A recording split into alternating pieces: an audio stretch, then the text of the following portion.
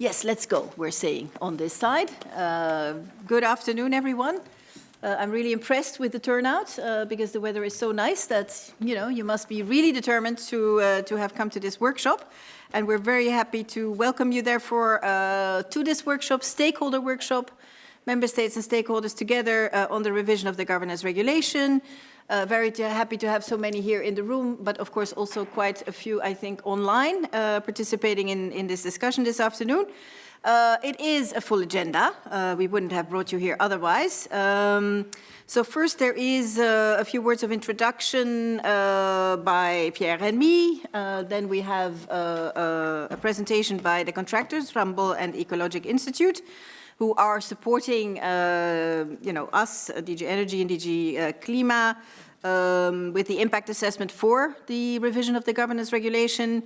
This is then followed by 3 thematic sessions, where we have also shared guiding questions in advance. So really, there again, each session will be kicked off by interventions from selected speakers, and I see some of them. So thanks a lot for your willingness to take on that role. And then, of course, we have discussion. I think it's really nice that we have these breakout sessions because we can really zoom in a little bit more on the key topics that we would like to pick your brain on. Now, I get to talk about this slide, and then Pierre will take you more forward-looking. But in this slide, I think you're used to us. The Fit for 55 was also always very colorful and lots of things in it. So here as well, we wanted to recall a little bit where the governance regulation, in fact, fits. And I'm very happy to, first of all, talk about the European climate law, which is also a regulation, and where we should have, I think if I remember correctly, today, but in any case this week, the formal adoption of the amendment that we made to that European climate law in order to introduce a 2040 target. And just to recap what we have in that climate law as new features, it is indeed a net 90% emission reduction target for 2040. We have specific elements to take into account, which is related to the possible use of up to 5 percentage points through high-quality international carbon credits. We have the inclusion of domestic permanent carbon removal. So here we talk about BECCS and DAC, so bioenergy, CCS, and direct air capture, to help also achieve the 2040 target, and in particular to balance out hard-to-abate emissions. And then you see mentioned there also flexibility. So there was a clear call for more flexibility between instruments, and also very much we were pressed upon to take very much into account competitiveness and a just transition when implementing and designing, of course, the post-2030 framework of climate policies to reach the 2040 goal. Now, I think on this slide you see very clearly that the governance regulation is, in the middle of this, in the context of this interlinked climate and energy policy initiatives. They are being developed in parallel. And they will each have their own impact assessments. Just to run through, the colleagues in DG Energy are working on the impact assessment on the post-2030 renewables framework, also the energy efficiency framework. And then, of course, together we will be looking at, national climate targets and flexibilities, and the use of international credits, as I mentioned, towards the 2040 target. And I just wanted to mention also, it is there at the bottom, you see a climate resilience package. So this is going to be an integrated framework for European climate resilience and risk management, also known as European adaptation action, for those of you who had not maybe recognized how we use the word resilience when it comes to climate resilience. Of course, we will also very much need to take into account in the preparation the ongoing international developments, and they are indeed very dynamic, and how they reflect on energy security, on competitiveness, but also on, effective climate action to stay the course towards climate neutrality in 2050, and of course the in-between targets as well. Now, how does all of this relate to the governance regulation? Well, just to remind that this is really an umbrella instrument. It combines planning, reporting, and monitoring provisions and consolidates the requirements there for many different instruments in a single framework. That was quite novel back in 2018 when it was adopted, and it was really also quite a simplification exercise back then. And we hope, of course, to do that again, but I think Pierre will talk more about that. Now, just to flag again that we have the specific, hopefully by now well-known national energy and climate plans that are the central planning tool in the member states, hopefully on how to design the necessary policy measures and also funding streams in order to meet the national targets in combination with long-term strategies. So that's always the longer-term outlook. And then on the reporting side, the main instruments are the greenhouse gas emissions inventories that have to be submitted on an annual basis, but also biannual progress report. I will not go into much more. I hope you saw that in September 2024, already a little while ago, we published the first evaluation of how this governance regulation had been functioning. And that is, of course, then now also the starting point for the further work. Voilà, over to you, Pierre. Well, thank you very much, and thank you, Yvonne. It's always nice to do all these acts too that we do more and more together. Indeed, because as you were hinting at, the preparations for the new governance regulation is getting closer. You know the timing. You've seen the timing. So the idea is to present the package by the end of the year, in Q4. So this is where this stakeholder workshop comes in, where we absolutely value your input in this context. Because I think it's fair to say that even internally in the Commission, not all issues are settled. And sometimes I know there's always a discussion about workshops that the Commission has made up its mind. I can assure you that this time there are several issues where this is not the case, and where actually input and new ideas are certainly welcome. I think there's another principle, and that is that whatever we do for 2040, and of course it's framed, as Yvonne was saying, by the amendment to the climate law and so forth, but is not just 10 years after 2030. It's not taking whatever we have for 2030 and then mathematically adapting it to where we need to be on the road to climate neutrality and on the road to other energy policy objectives. What we very much are looking for is a new policy architecture. And I will give you a bit of insights that you can already read in between the lines, I think, from the public consultation and the call for evidence. The public consultation on governance still ongoing until, I think, 2 weeks' time, in 2 weeks' time. And I'll give you a bit of the flavor of how we see this new structure, this new approach. Very much of climate and energy policy was, of course, aimed at in 2020, 2030 to get the transition going. And at least in some sectors, notably the power sector, that transition is well on the way. And therefore, we will find ourselves in a very different energy policy reality by 2040. And of course, the idea is to use whatever we do, to use a policy architecture to provide the right incentives to adapt to this reality, but to provide the right incentives to drive it forward. The 4 pillars that we have been working on is first the policy architecture, of course, then very much a focus on investments. We are keen to see governance evolve away from being a compliance checking tool to a tool that is more dynamic and focused on the actual investments needed to provide steer to the energy transition and, of course, to reach our targets. I'll talk more about that later on. The third pillar would be very much a simplification. Yvonne, you said it. The 2019 regulation was already a simplification, but we are convinced that we can take this further, and I'll say a couple of words about that.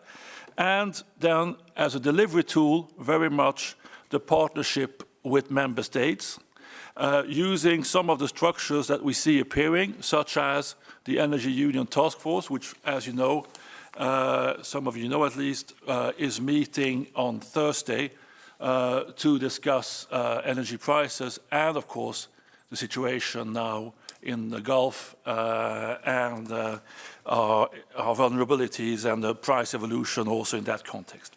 So if I focus on the first pillar, if we go back to the overall policy architecture, of course, needless to say, the climate target, of course, is a steering principle with the 85 plus 5, of course, being or leading our work on this. Equally for the 2040 policy architecture, security of supply, competitiveness. How do we make sure that this policy architecture contributes to our security of supply? How do we make sure it contributes to competitiveness of the European economy? These are equal targets and equal policy objectives in that context. Certainly in the field of energy, a very much simplified structure, where we are seeing what we can do about the different targets and the different planning instruments.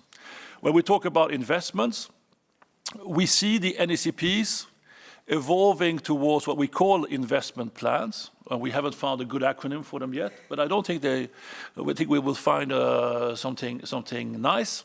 And of course, the background is very clear. The background is simply related to the fact that we are nowhere near the levels of investments where we need to be on track, even for 2030, and needless to say 2040. We are basically, if you want to be very kind to the EU, we are approaching, it's rising a bit from 2020 to from 220 to 240 billion euros, but we are basically at half or even less so than where we need to be in terms of level of investments that we have projected. We will use, of course, the next MFF, and it's very clear that here the links between governance and the next MFF are very strong. Notably, if you see the Commission proposal, for instance, for the national and regional reform plans, the different conditionalities, the milestones, here they're linked to whatever we do on the governance is easy to establish, and we should use that as a right incentive. That means also that when we ask member states to present investment plans, we will be looking very much at what kind of investment strategies they have, what are the milestones, where is the financing coming from, and what kind of indicators, and these indicators will of course cover the whole governance structure, what kind of energy system indicators or climate indicators do we use to monitor and track progress. If we go to the next slide, the third, as I mentioned, the third objective being simplification. We will use digitalization more than we have done now. We will, of course, further streamline monitoring and reporting obligations, but it's more than just the procedure. It's also looking at how our legislation is today.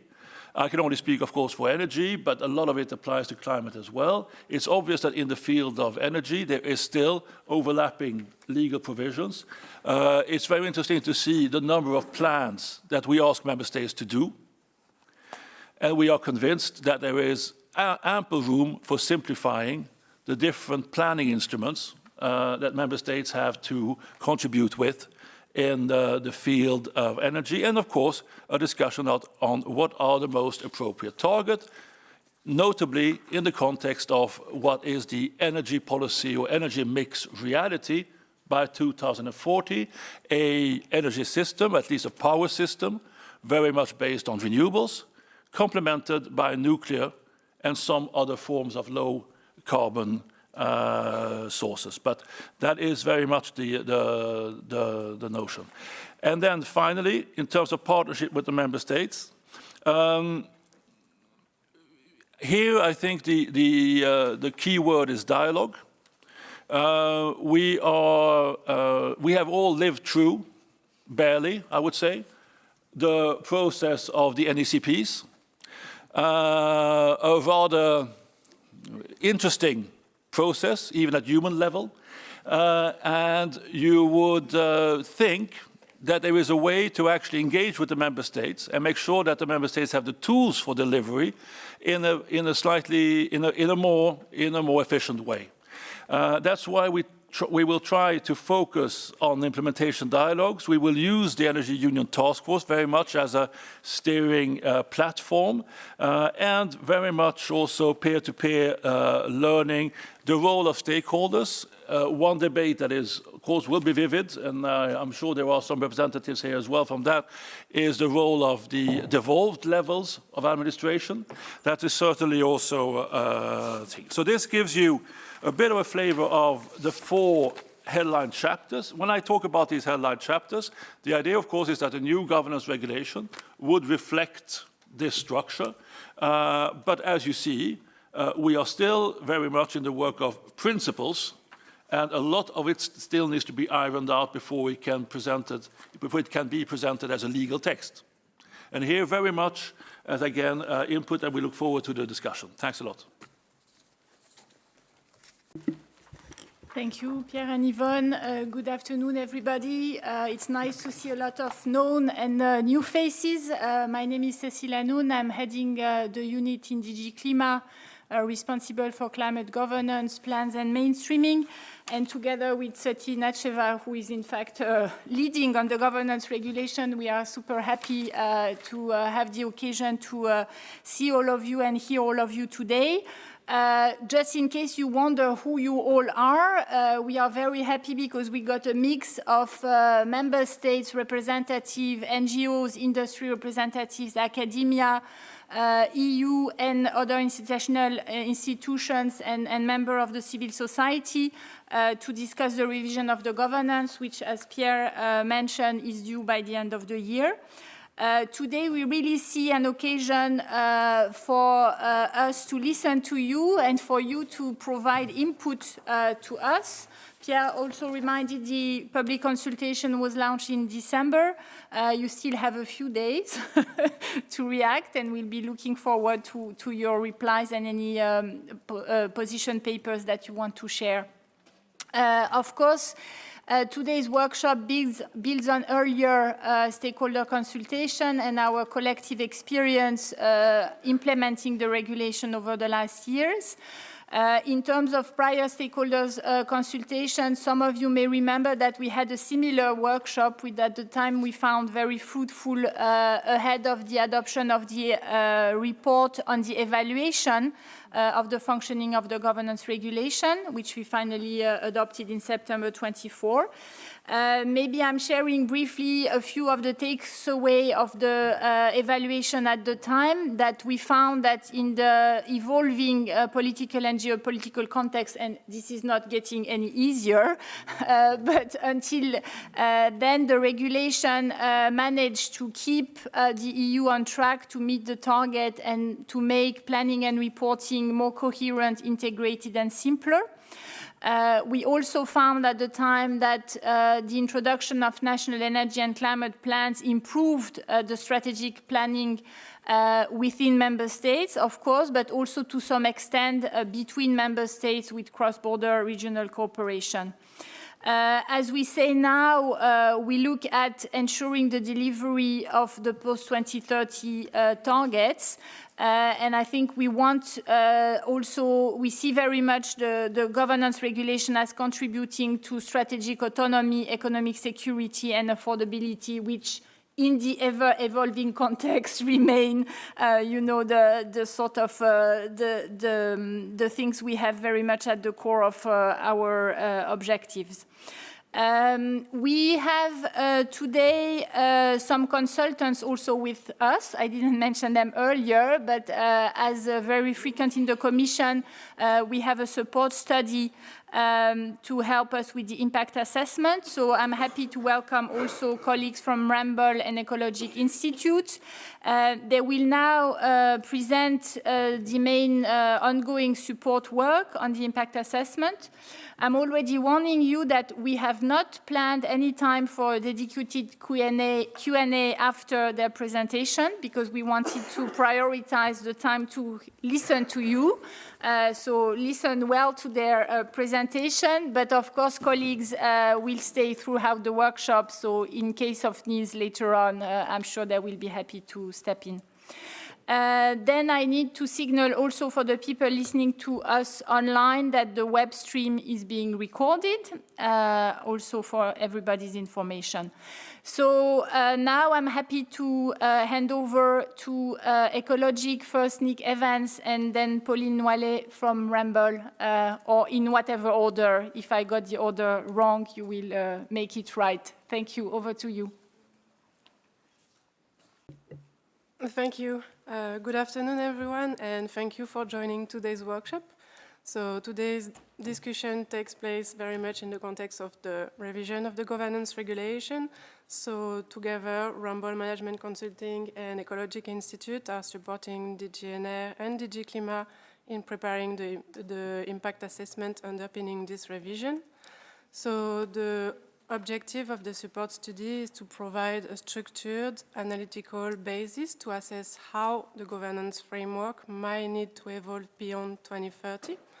In particular, the analysis considers how the governance regulation can remain fit for purpose in light of the post-2030 framework, support the preparation of the 2040 objective and the pathway to climate neutrality by 2050, enhance investment predictability, and contribute to simplification and proportionality. The governance regulation operates very much as the coordinating framework at the center of the EU climate and energy architecture.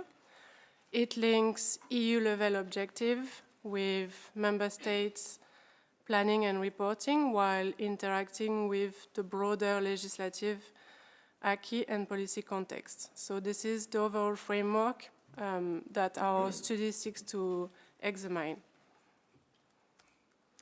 In terms of the structure of the impact assessment support study, it follows very much the standard impact assessment logic in line with the better regulation guidelines. So first, we work on the problem definition, building on the 2024 evaluation of the governance regulation and drawing also on recent implementation experience.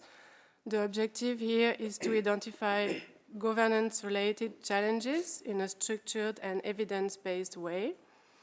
Second, we establish a dynamic baseline scenario. This reflects the governance regulation together with the relevant wider acquis currently in force, and it considers how the planning and reporting cycle would evolve towards 2030, 2040, and 2050 in absence of revision. Third, potential governance adjustments are refined and structured into coherent policy options. These are then assessed for legal feasibility, proportionality, and consistency with the broader framework. Finally, the impact of these options are assessed relative to the baseline, considering economic, social, environmental, and administrative impact, including implication for investments and administrative burden. So today's workshop primarily feeds into the early stages of this process, notably the problem definition and the refinement of governance questions. Before discussing potential adjustments and area, it's important to clarify the overall operating context of the governance framework. So the governance regulation acts as an umbrella framework for integrated planning, reporting, and monitoring across the 5 Energy Union dimensions. This includes national planning instruments, like NECPs and long-term strategies, as well as reporting obligation, commission assessments, recommendations, and follow-up mechanisms. At the same time, the regulation does not operate in isolation. It It's embedded within the wider EU climate and energy acquis currently in force. It also interacts with competitiveness and industrial policy priorities, energy security and resilience considerations, links to economic governance and funding frameworks, and international reporting obligation under the Paris Agreement. So the analysis therefore looks at governance not only in formal legal terms, but also in terms of how it operates within this broader policy architecture. Finally, the baseline perspective is forward-looking. It considers the implementation phase toward 2030, the preparation of 2040 objective, the pathway towards climate neutrality by 2050, and including evolving investment and implementation needs. So this provides the reference points against which potential governance adjustments will be assessed. At this stage, the analysis is structured around 3 broad governance areas, and I will now pass the floor on to Nick, who will briefly outline this emerging structure and the key governance questions that underpin the ongoing work. Thank you, Pauline. Good afternoon from my side, and thank you for joining us today. So the structure and our working structure so far is certainly very much based on the building blocks presented already by Directors Schellekens and Schlingenberg at the start here. The first area concerns the post-2030 fitness of the governance of the framework. And we've operationalized this so far along 2 main drivers.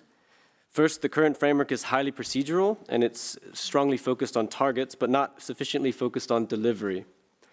And this is seen in the lack of or misalignment between the LTSs, the long-term planning in the LTSs and the short-term action planning in the ACPs, but also as well as the need for a more robust data and evidence base for decision-making and progress monitoring. At the same time, the governance regulation is also not flexible enough to reflect the evolving EU climate and energy priorities in a rapidly changing geoeconomic, geopolitical context, and this is particularly concerning competitiveness, affordability, and resilience and similar issues. Second, there is an insufficient focus. So the second driver here is there's an insufficient focus on investment mobilization and the underlying enabling structural reforms. This is reflected in the lack of national data on sectoral investment needs in the NECPs, low integration of NECP planning, specifically the objectives outlined in the plans with MFF programming and national budgets, and limited involvement of stakeholders, investors in the development of plans.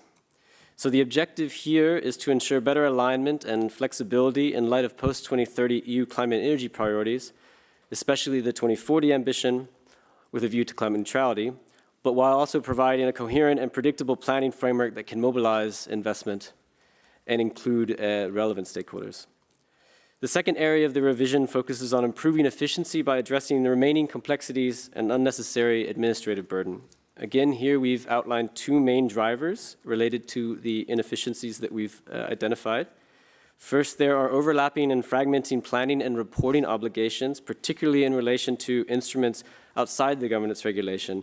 And this includes, in particular, misalignment with international reporting obligations under the UNFCCC. Second, the processes themselves are lengthy and at times duplicative. So from draft to final NECP submissions to the Commission's assessments of these, and the updates and the overlaps between NECPs and reporting on their implementation through the NECPRs. As mentioned at the start, there's ample room here to also tackle some of the internal inefficiencies within the regulation. So the objective is to reduce duplication, improve internal coherence in planning and reporting, and better align the regulation with external obligations, whether it be for the EU, international, or also within national frameworks, in order to minimize administrative burden. The third area concerns cooperation. Oh, sorry, back 1 slide. The third area concerns cooperation with the Commission, between the Member States and the Commission, and with stakeholders. So here the problem is driven by weak compliance with regards to implementation of Commission recommendations under Articles 31 and 32 of the regulation, and limited effective follow-up by Member States as reported under Article 34. But evidence also points to weak incentives for structured stakeholder engagement and public consultation, as well as for regional cooperation, the latter of which in turn limits support for regional and cross-border projects. So the objective in this context is to strengthen compliance and follow-up mechanisms between member states and the Commission while creating stronger incentives and more structured frameworks for stakeholder participation and regional cross-border cooperation. So next slide, please.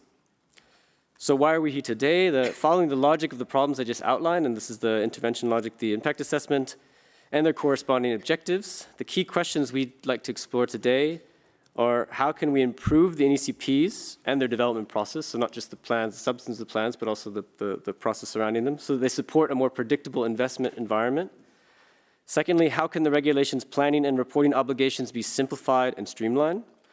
And thirdly, how can monitoring and follow-up processes be improved to ensure policy delivery implementation, specifically also here thinking about the evidence base needed to do so well. In the following panels and discussions, we aim to test the relevance of the challenges that identified by the study so far, leveraging the collective national and sectoral experience and expertise in this room. And we expect discussions today to also shed light on feasibility constraints related to potential solutions and provide grounding for how to best assess the administrative and investment impacts for the study. So thank you very much. Thank you very much to both of you.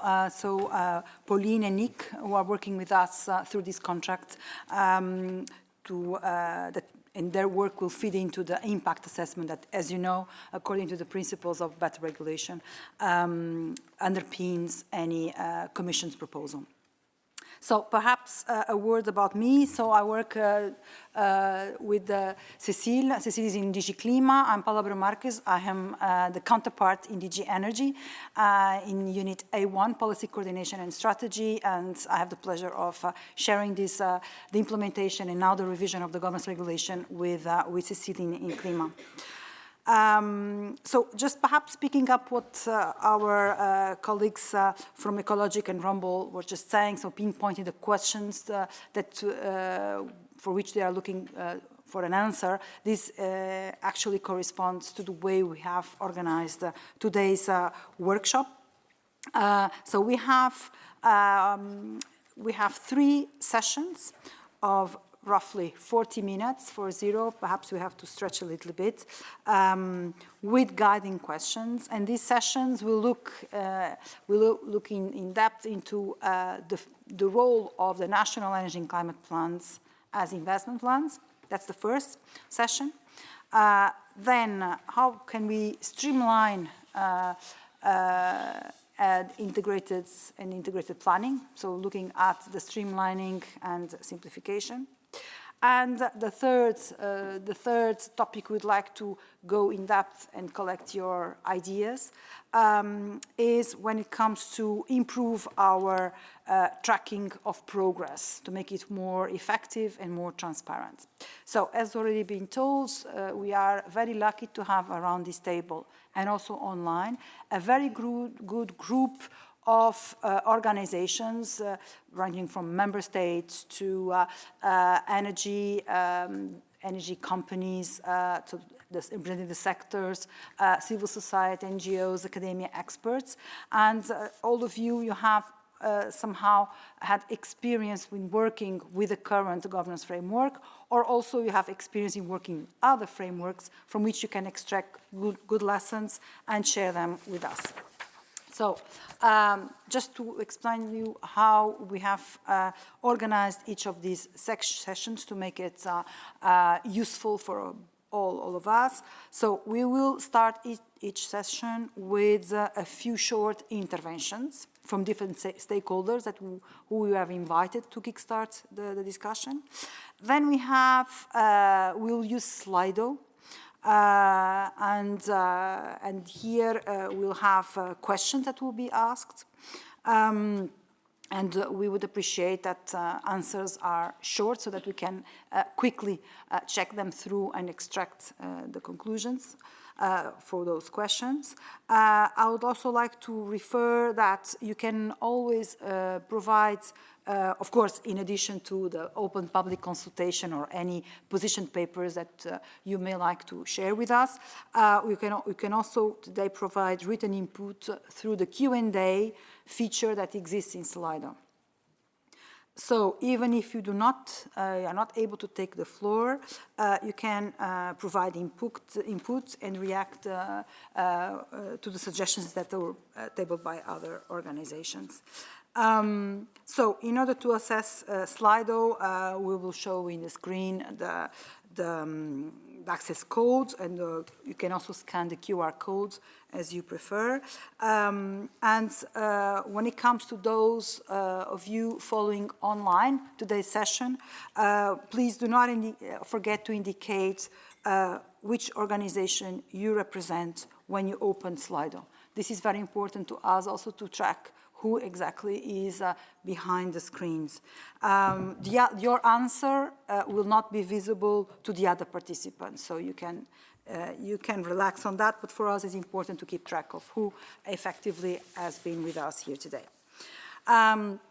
So if you allow me, we would kickstart then with the first session, and this is, so we're going to zoom into the NECPs, the National Energy and Climate Plans. This is one of the most, if not the most, salient feature of the current governance regulation, appreciated by many, criticized by others because it's a burden to prepare, it's a burden to assess, and sometimes being so, let's say, so comprehensive, there is a risk that information is lost in the details. So there are a lot of ideas ongoing on this, and what we would like to see, and this is also stemming from the outcome of the evaluation that was done in 2024, is how best can we reform these plans in a way that they can be much more useful for unlocking investment.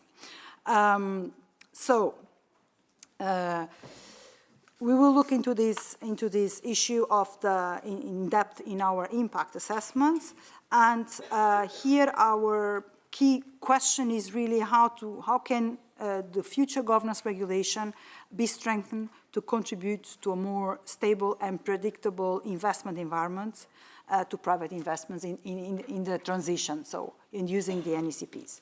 So in order to kickstart this session, I will first give the floor to Ismini Kyriazopoulou from the EIB, the head of the Energy Networks Division, Project Directorates. So I'll give you the floor for the first intervention. Thank you. Good afternoon, and thank you for inviting us in this very interesting workshop that you're holding today. First of all, I need to apologize for the picture.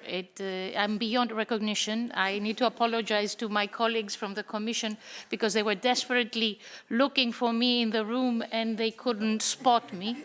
So this is how I looked when I joined the EIB, and this is what 13 years working for the EIB does to you. So once again, thank you very much for having us here today. What is the question that we are asking ourselves? We are asking ourselves whether the governance framework that we have right now, does it enable the deployment of capital at the scale, at the pace, and with the confidence that we need? That we need in order to meet our objectives, our long-term and short-term and mid-term decarbonization objectives.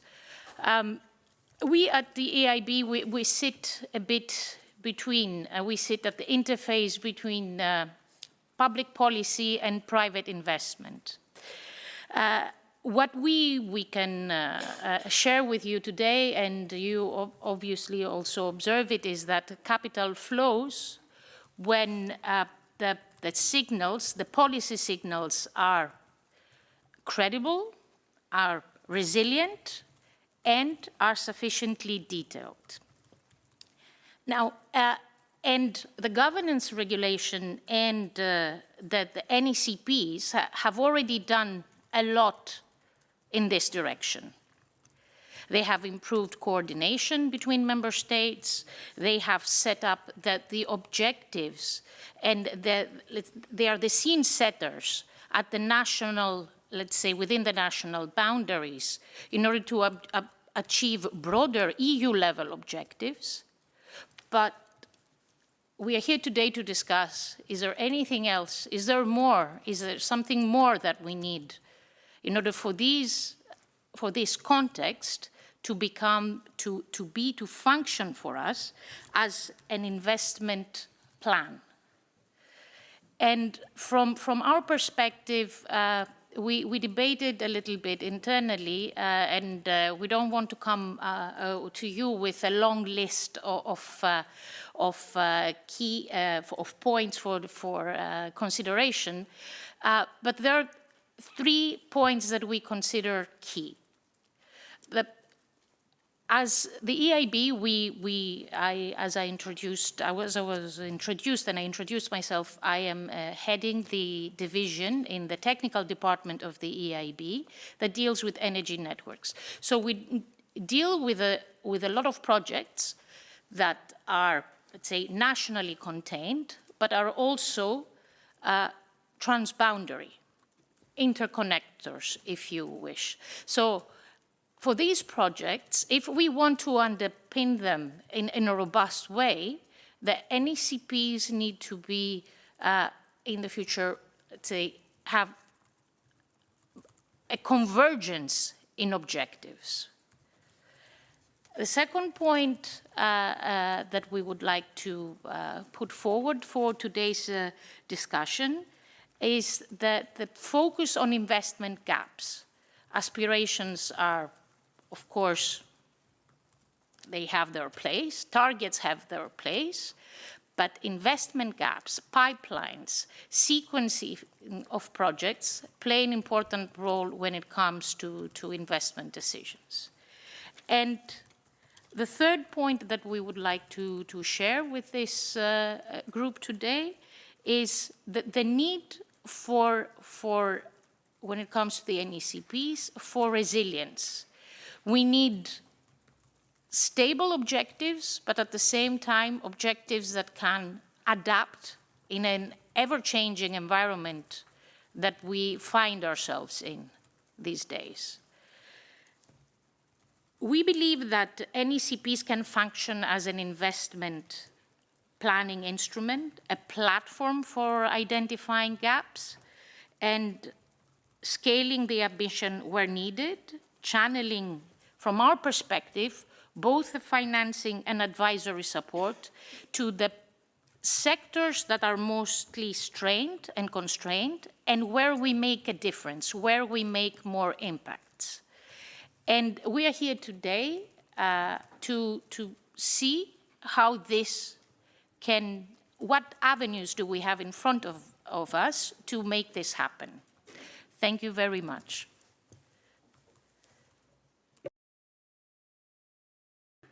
Thank you very much for sharing your thoughts. For sure, useful for the next stage when we ask participants to provide their ideas and comments.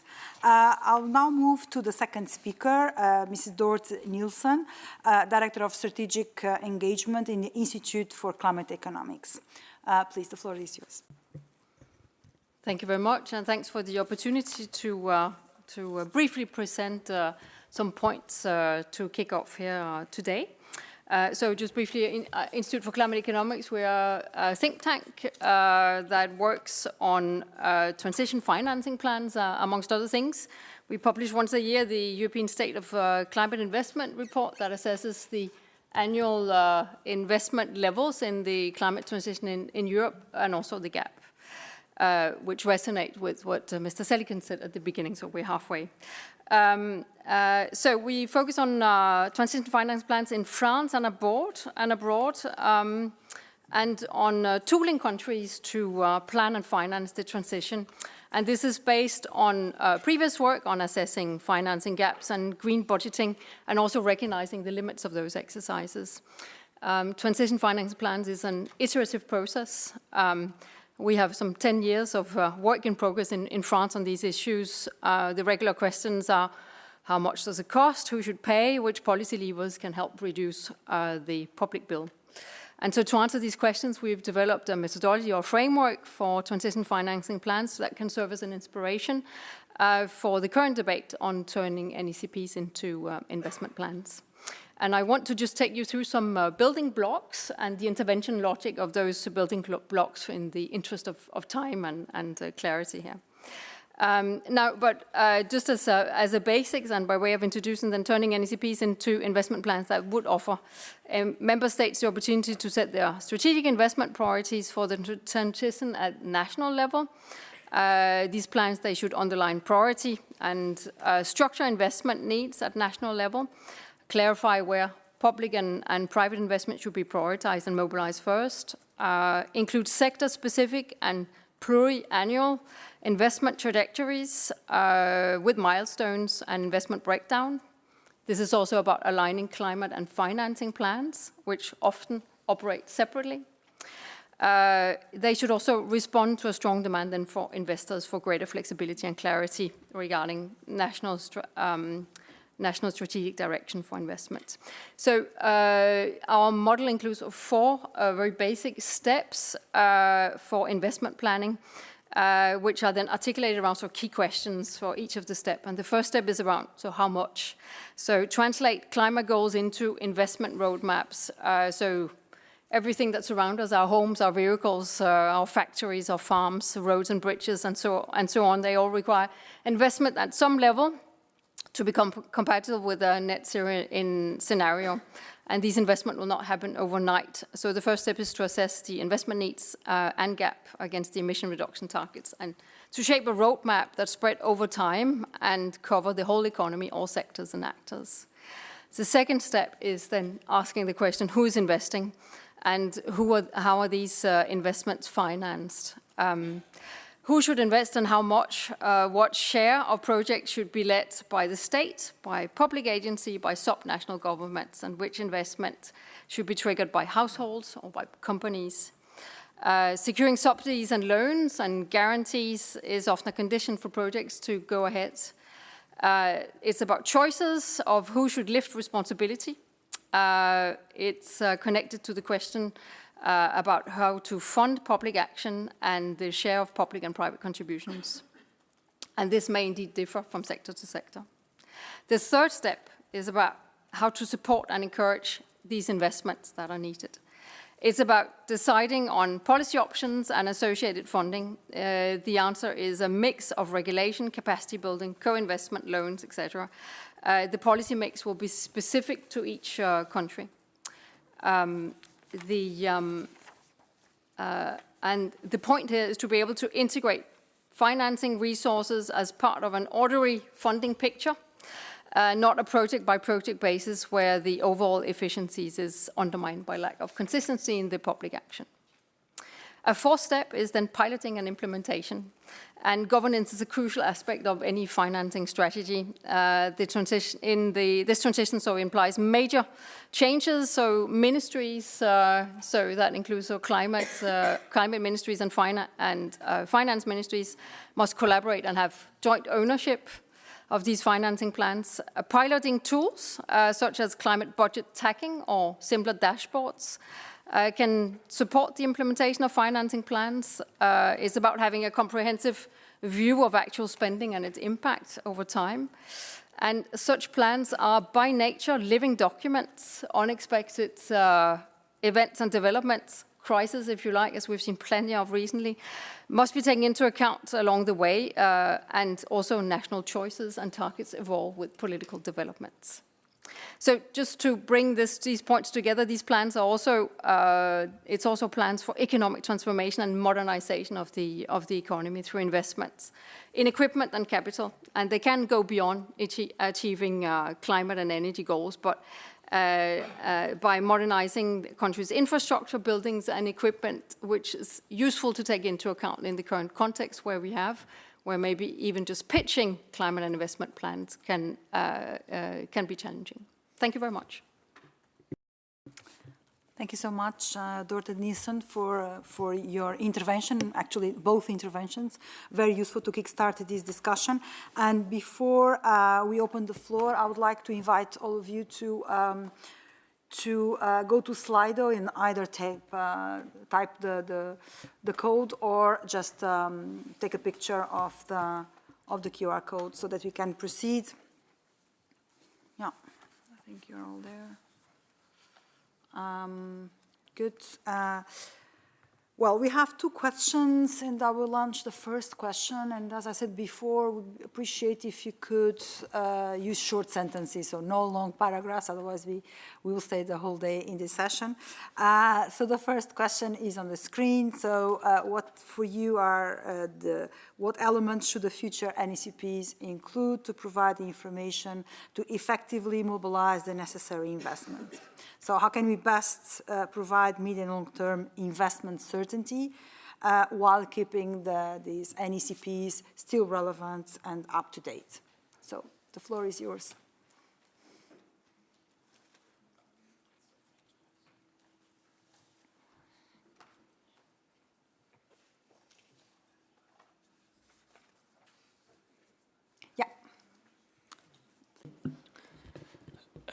Thank you for the floor. I work for ENSOE, it's the European Network of Transmission System Operators for Electricity.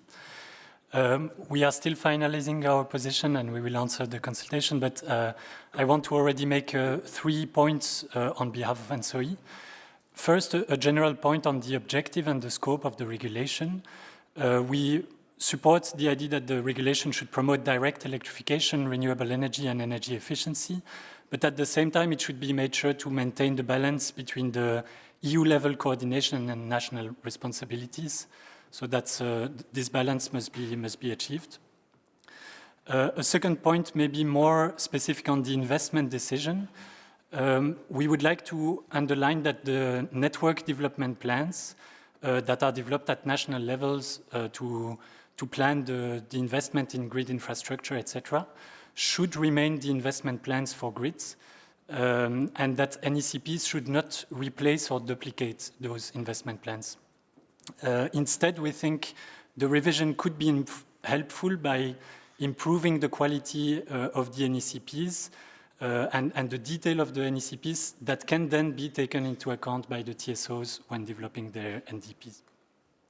And maybe a third point on the security dimension that has been already mentioned, but today's energy landscape is shaped by hybrid threats, geopolitical crisis, etc. And this can have an impact on the security of the electricity grid. And so we think the regulation could ask member states to consider those security aspects when developing their NECPs. For example, when it comes to grid operation, the security of energy supply, the protection against physical and cyber threats, etc. Thank you very much. You want to do the floor, right? Thank you. Yes, thank you very much for having us today. I'm Petia from the European Covenant of Mayors. It's an initiative of DG Ener and DG Klima that over the 17 years of its existence mobilized over 10,700 local authorities covering half of EU population. Today I'll speak on behalf of its board, mayors and regional leaders from 16 signatories of the Covenant who are preparing their views. They converge on the fact that the governance regulation should not stop at a plan, but plan for how investments flow. So very much welcoming this direction. And to answer directly to your question, what's an element that would spur this investment is to consider the potential investment at the regional and local level. I will elaborate more but on the points of why this is important, but it's to recall that local and regional public authorities have a huge responsibility for implementing. They have legal obligations by law. More or less, colleagues from the Committee of Region estimated 70% of the mitigation action, 90% of the resilience actions lie with local authorities. And they are creating a huge potential for investment. So responding also to the colleague from the EIB, and I'm sure you work with local regional authorities, you are aware of how much could be mobilized. So there is a huge potential to tap into this investment potential, and why? First, because this would bring a very tangible dimension of the NECPs. If we look at a more sectoral approach, but building renovation, transportation, infrastructure, development of renewable energies, district heating, not to mention all, these lie largely with local authorities. creating interest for investors. As I mentioned, cities do create a huge demand for services, for different industrial products. And this is why there is a huge opportunity to bundle, to pool, to create pipelines for making all this planning that already exists at the local and regional level take place. Third, there is this higher granularity by investments oftentimes required in order to turn these plans into reality. And cities are a source of those granular data and can provide it. Then KPIs, which is maybe the second question that follows, can also be framed around these existing frameworks at the local and regional level. And maybe something that may not be that obvious, but it's the fact that cities and regions are close to citizens. And the plans and the policies, public policies at the national level, they need also the acceptance of the citizens because they are the ultimate beneficiaries of those policies.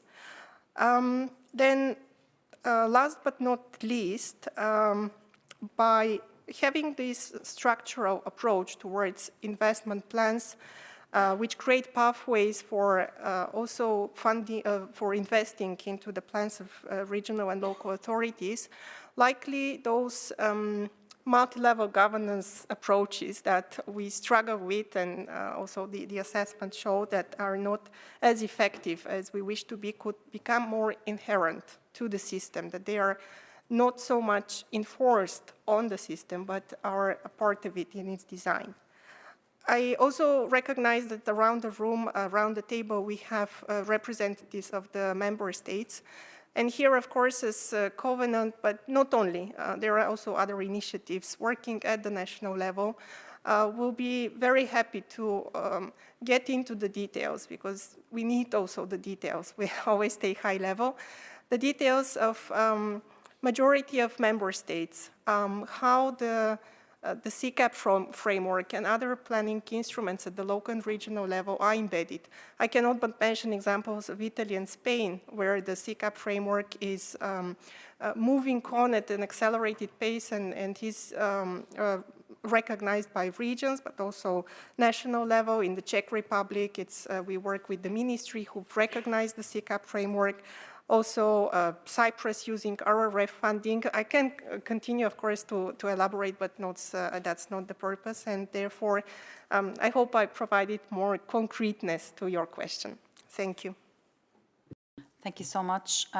Who else wants to take the floor? Yes, please. Yeah, and then yourself. One thing for those in the second row. Do not be shy, yes.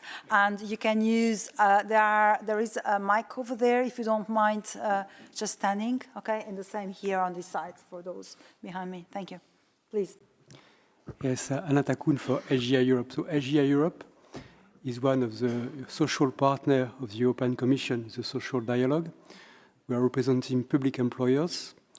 And members, you know, are very diverse from, I would say, very big public companies like EDF I belong to, up to very small Stadtwerke in Germany. Yeah?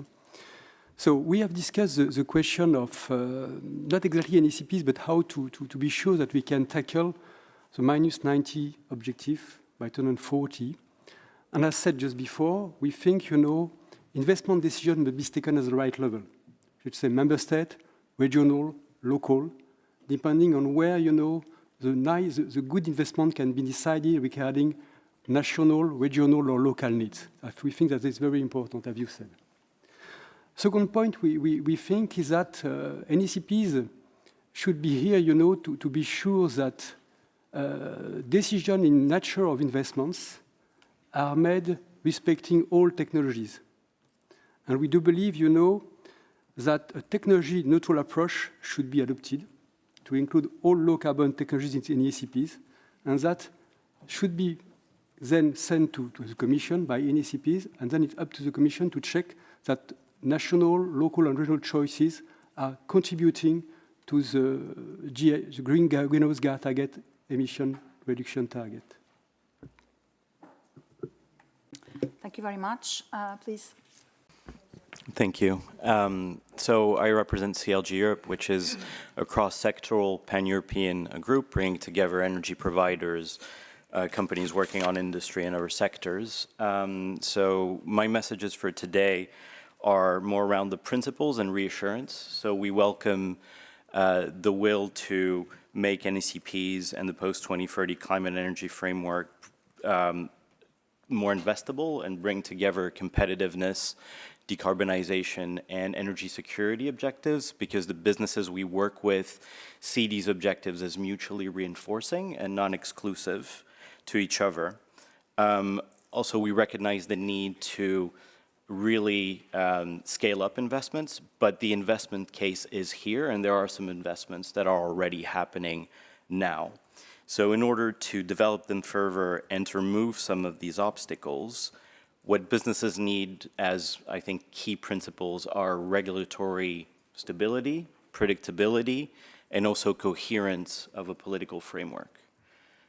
Given the need to increase energy security, we see energy as a key focus and the completion of the energy union as a priority. So plans at EU and national level should provide clear visibility on electrification trajectories, renewable energy deployment, energy efficiency improvements, grid expansion, infrastructure needs, and the creation of markets for clean technologies and materials with associated KPIs. But also, we see the post-2030 framework as a bigger piece. So there was a presentation on the different constitutive pieces of the framework. And in order to have this investment, there needs to be the preservation of the integrity of a robust ETS, because for many businesses, carbon pricing is a cost, but it's also investment certainty, and they've built their business model on a robust carbon price. Thank you. Thank you so much. And I'll take one last, the last, and then I will invite you to take the floor for the next question, if you don't mind. Otherwise, we get late. Thanks. Please.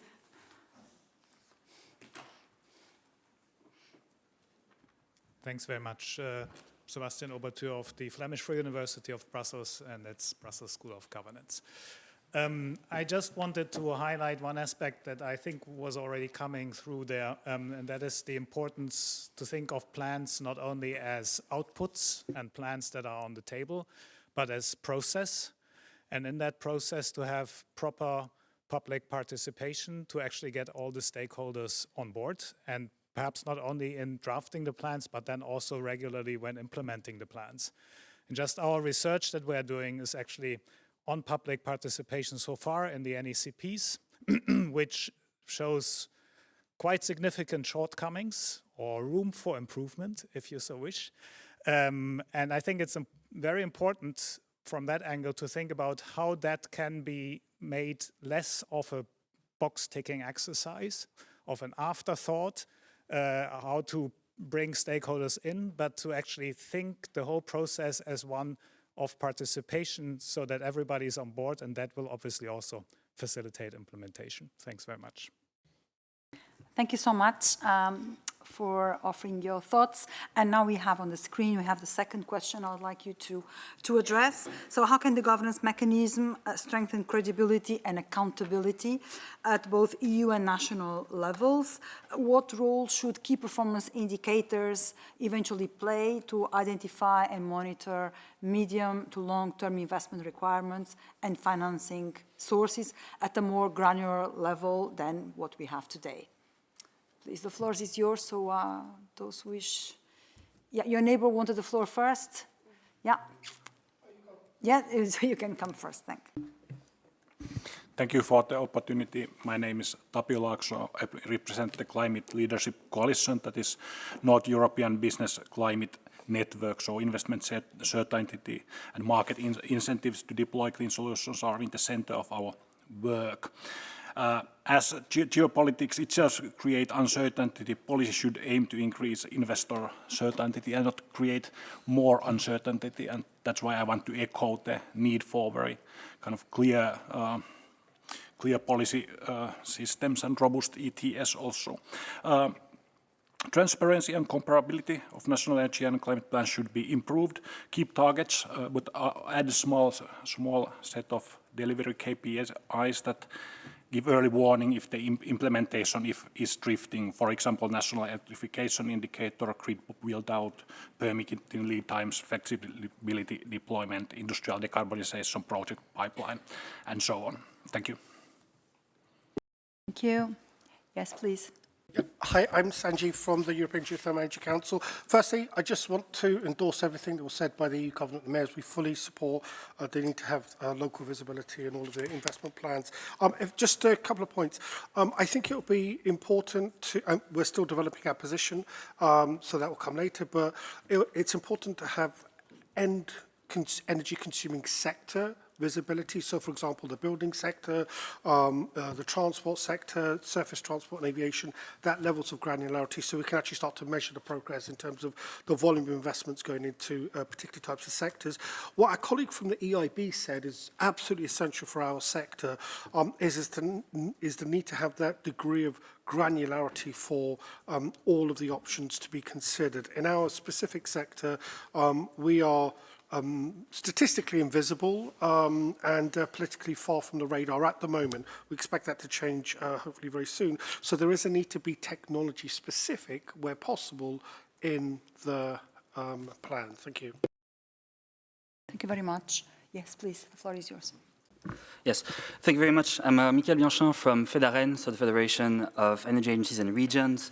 And I would like here to highlight the fact that from our perspective and from what the work of our members really manages to highlight is the fact that if you want to strengthen the credibility of the future NECPs into predictable investment plans, we really require making them into genuine implementation, really implementable, investment frameworks.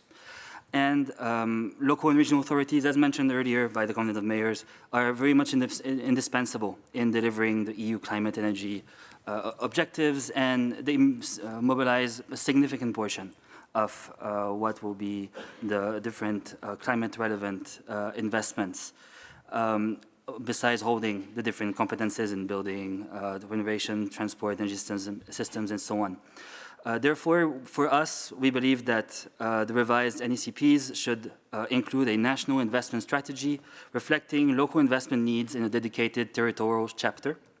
This chapter would consolidate existing legally requiring planning instruments, such as local heating and cooling plans, the territorial just transition plans, or the ITI, integrated territorial investments, into structural national overview. And in this chapter, we would also have member states demonstrate how these plans contribute to the different dimensions of the energy union, the territorial investment needs, distinguishing investment-ready and bankable projects that are financeable through NRPPs and national ETS revenues, so NRPPs from the upcoming MFF, and categories of socially beneficial but non-bankable projects requiring dedicated grant support, and finally, technical assistance, regulatory adjustments, and local capacity building required to actually deliver on the ground these different investments. We see that technical assistance should be embedded as a core component to ensure the credibility and the different capacity for implementation of the upcoming NECPs. As an example, we see in the EU city facility that the impact of the grant impact of support, where €60,000 grant per project dedicated to around 330 different cities, part of the facility, has led now to over 31 billion euros of planned sustainable energy, public and private investments across Europe. We see that for us, this chapter should also be able to indeed have this part of flexibility and thus be maintained through structured dialogue and interpretation within a governance platform. We see it as a permanent multi-level governance platform that it will be there to ensure that there's no parallel submission or any kinds of repeating of procedures, but a real and easy interpretation and transposition of what is decided at national level into what is actually delivered on the ground. Talking about the KPIs, we believe that KPIs best align with the indicators already used in local and regional energy and climate planning to ensure a simple implementation and simple delivery on what's happening on the ground. We believe that harmonizing KPIs across all level governments would really enable cities and regions and member states to track progress, compare performance, and mobilize investments using a shared framework. Thank you very much. Thank you very much. We have an intervention here.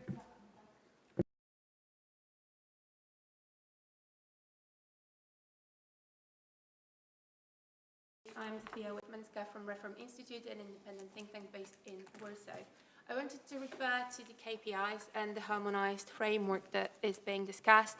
And I think beyond what has been mentioned, I think it's quite important to expect and embed benchmarks or expected trajectories for those KPIs, but that requires much better monitoring, which is fairly unfeasible when only every 5 years we have the actual opportunity to introduce changes and apply corrective actions. But also what we've heard from EIB is that the market, the economy expects stability, and hence perhaps we could be discussing a different structure of NECP where we've got a stable core that provides the direction and provides the map of opportunities, whereas the annexes allow for that corrective actions, allow for better monitoring, and allow to actually identify whether there are deviations from KPIs and expected investments, but also those annexes could provide us with that better financing angle where a better planning and more reliable planning,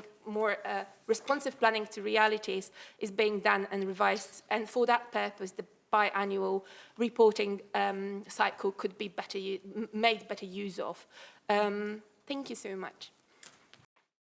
Thank you so much. There was someone in this. Yes, please. And then last here. Okay. Thank you.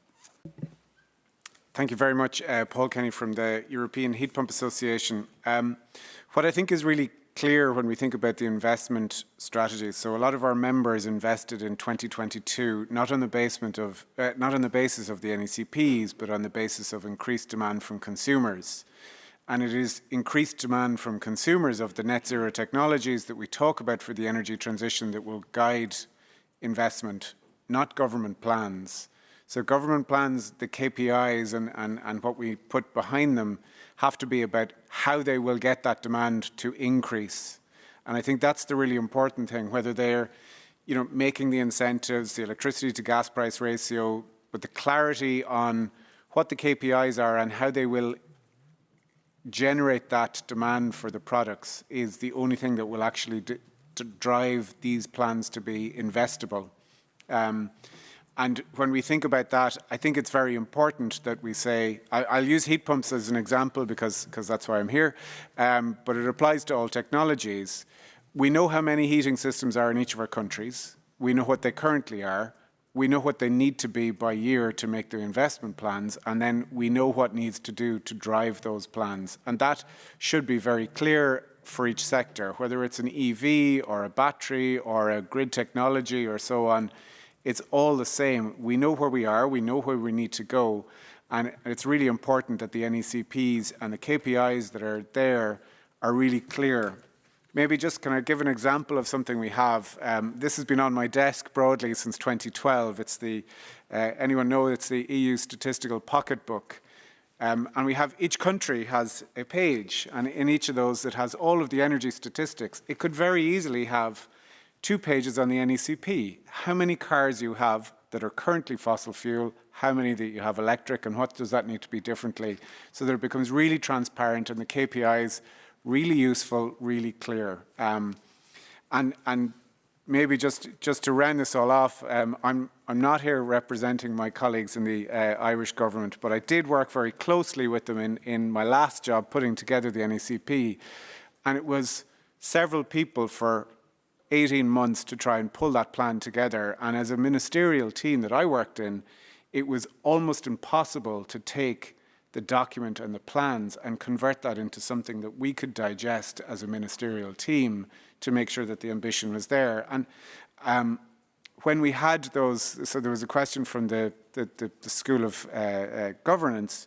when we had the discussions with as part of the public consultations with the various different environmental sector groups, they couldn't even have the conversation with us because they couldn't digest the NECPs as they currently were. So what we need to do is make the plans very clear on things that people understand and what are the methods of driving demand for those things. And it can be done, but it's currently needs quite a lot of revision to make it simple and simplified.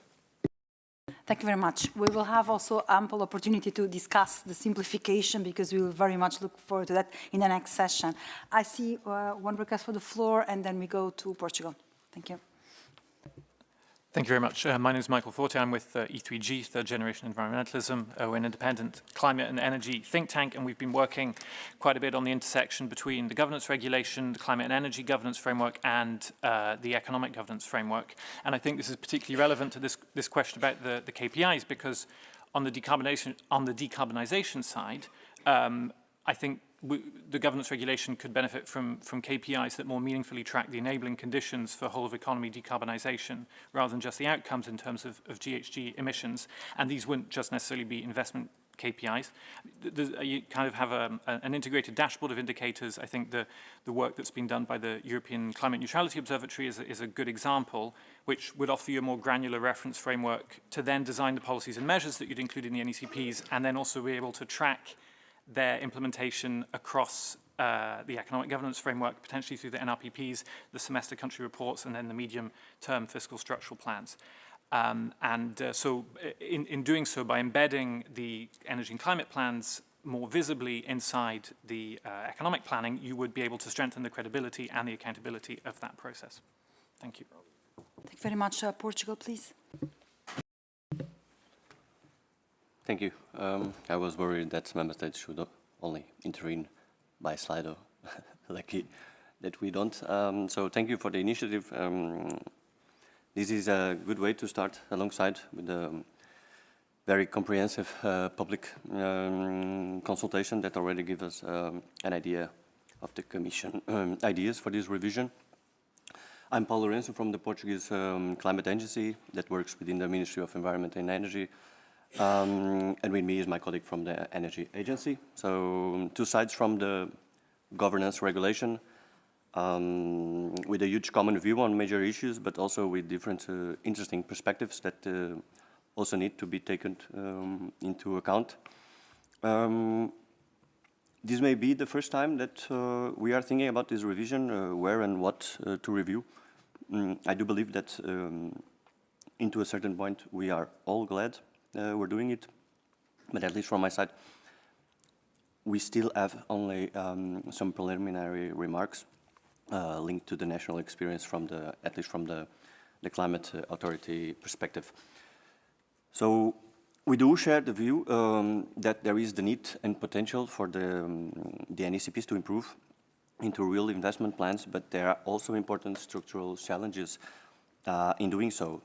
So a couple of them, a significant share of the required investment, particularly in industry and energy, is private and depends on business decisions, so which cannot be accurately predicted. So that's one. Public investment depends also on nationally approved annual budgets, which makes it difficult also to commit to detailed medium, long-term financial allocations. It would be indeed desirable for all measures to have clear financial allocations, but this is structurally difficult due to the way that national budgetary systems operate, apart from a lot of other involving issues. So we are required to present the GHG impact of every PAMS, and in order to reach the objectives and respective targets from the NECPs, so we all know that we would need hundreds of PAMs. Of course, we can merge much of them, and that's what we do in terms of reporting, both in the NECPR and the BTRs in the context of the UNFCCC. But within this merge comes a lot of uncertainty also, and not only in terms of GHG impacts, but as well as in terms of finance and investment needs. if we would be required to change this approach and comply with the governance regulation and, I mean, to report all the impacts of each PAMS, we would need years to get there.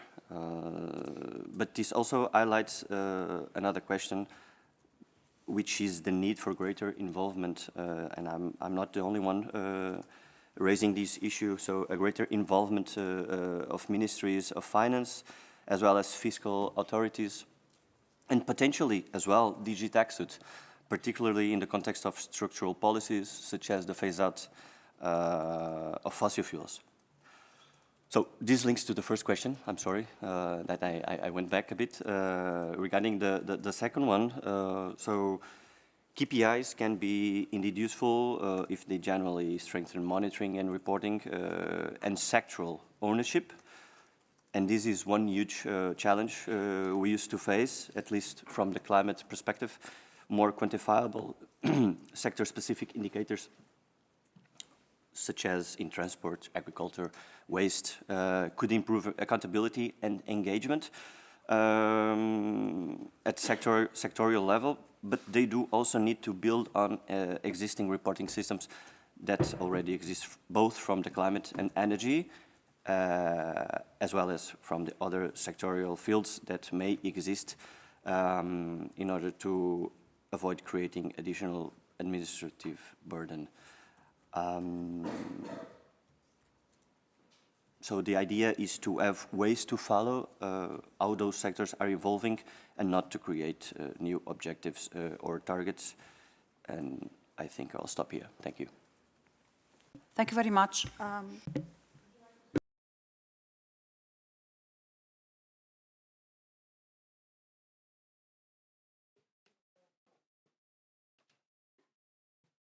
Hello, thank you for the invitation. My name is Camila Vacenga. I represent Hydrogen Europe.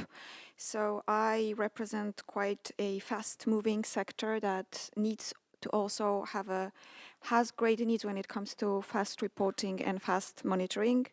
So in our opinion, the current governance system still suffers from fragmentation gaps and insufficiencies.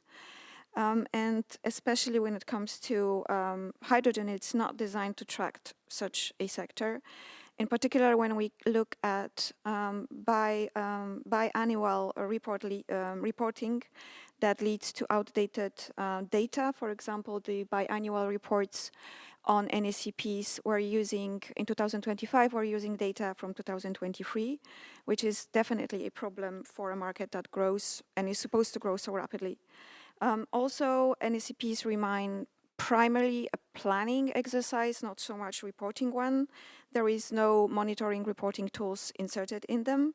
And hydrogen data we see as quite incomplete when you go through NSCPs that were submitted to by member states to the Commission, and having any sort of a conclusion and comparison between this data submitted is very complicated, especially when it comes to tracking new targets that are stemming from implementation of the RED III directive. So what we propose is a couple of concrete changes. First of all, we would like to move to annual structure and comparable NECP reporting instead of having biannual one. That would also integrate Commission assessment regularly in the reporting, so there is a feedback loop to member states.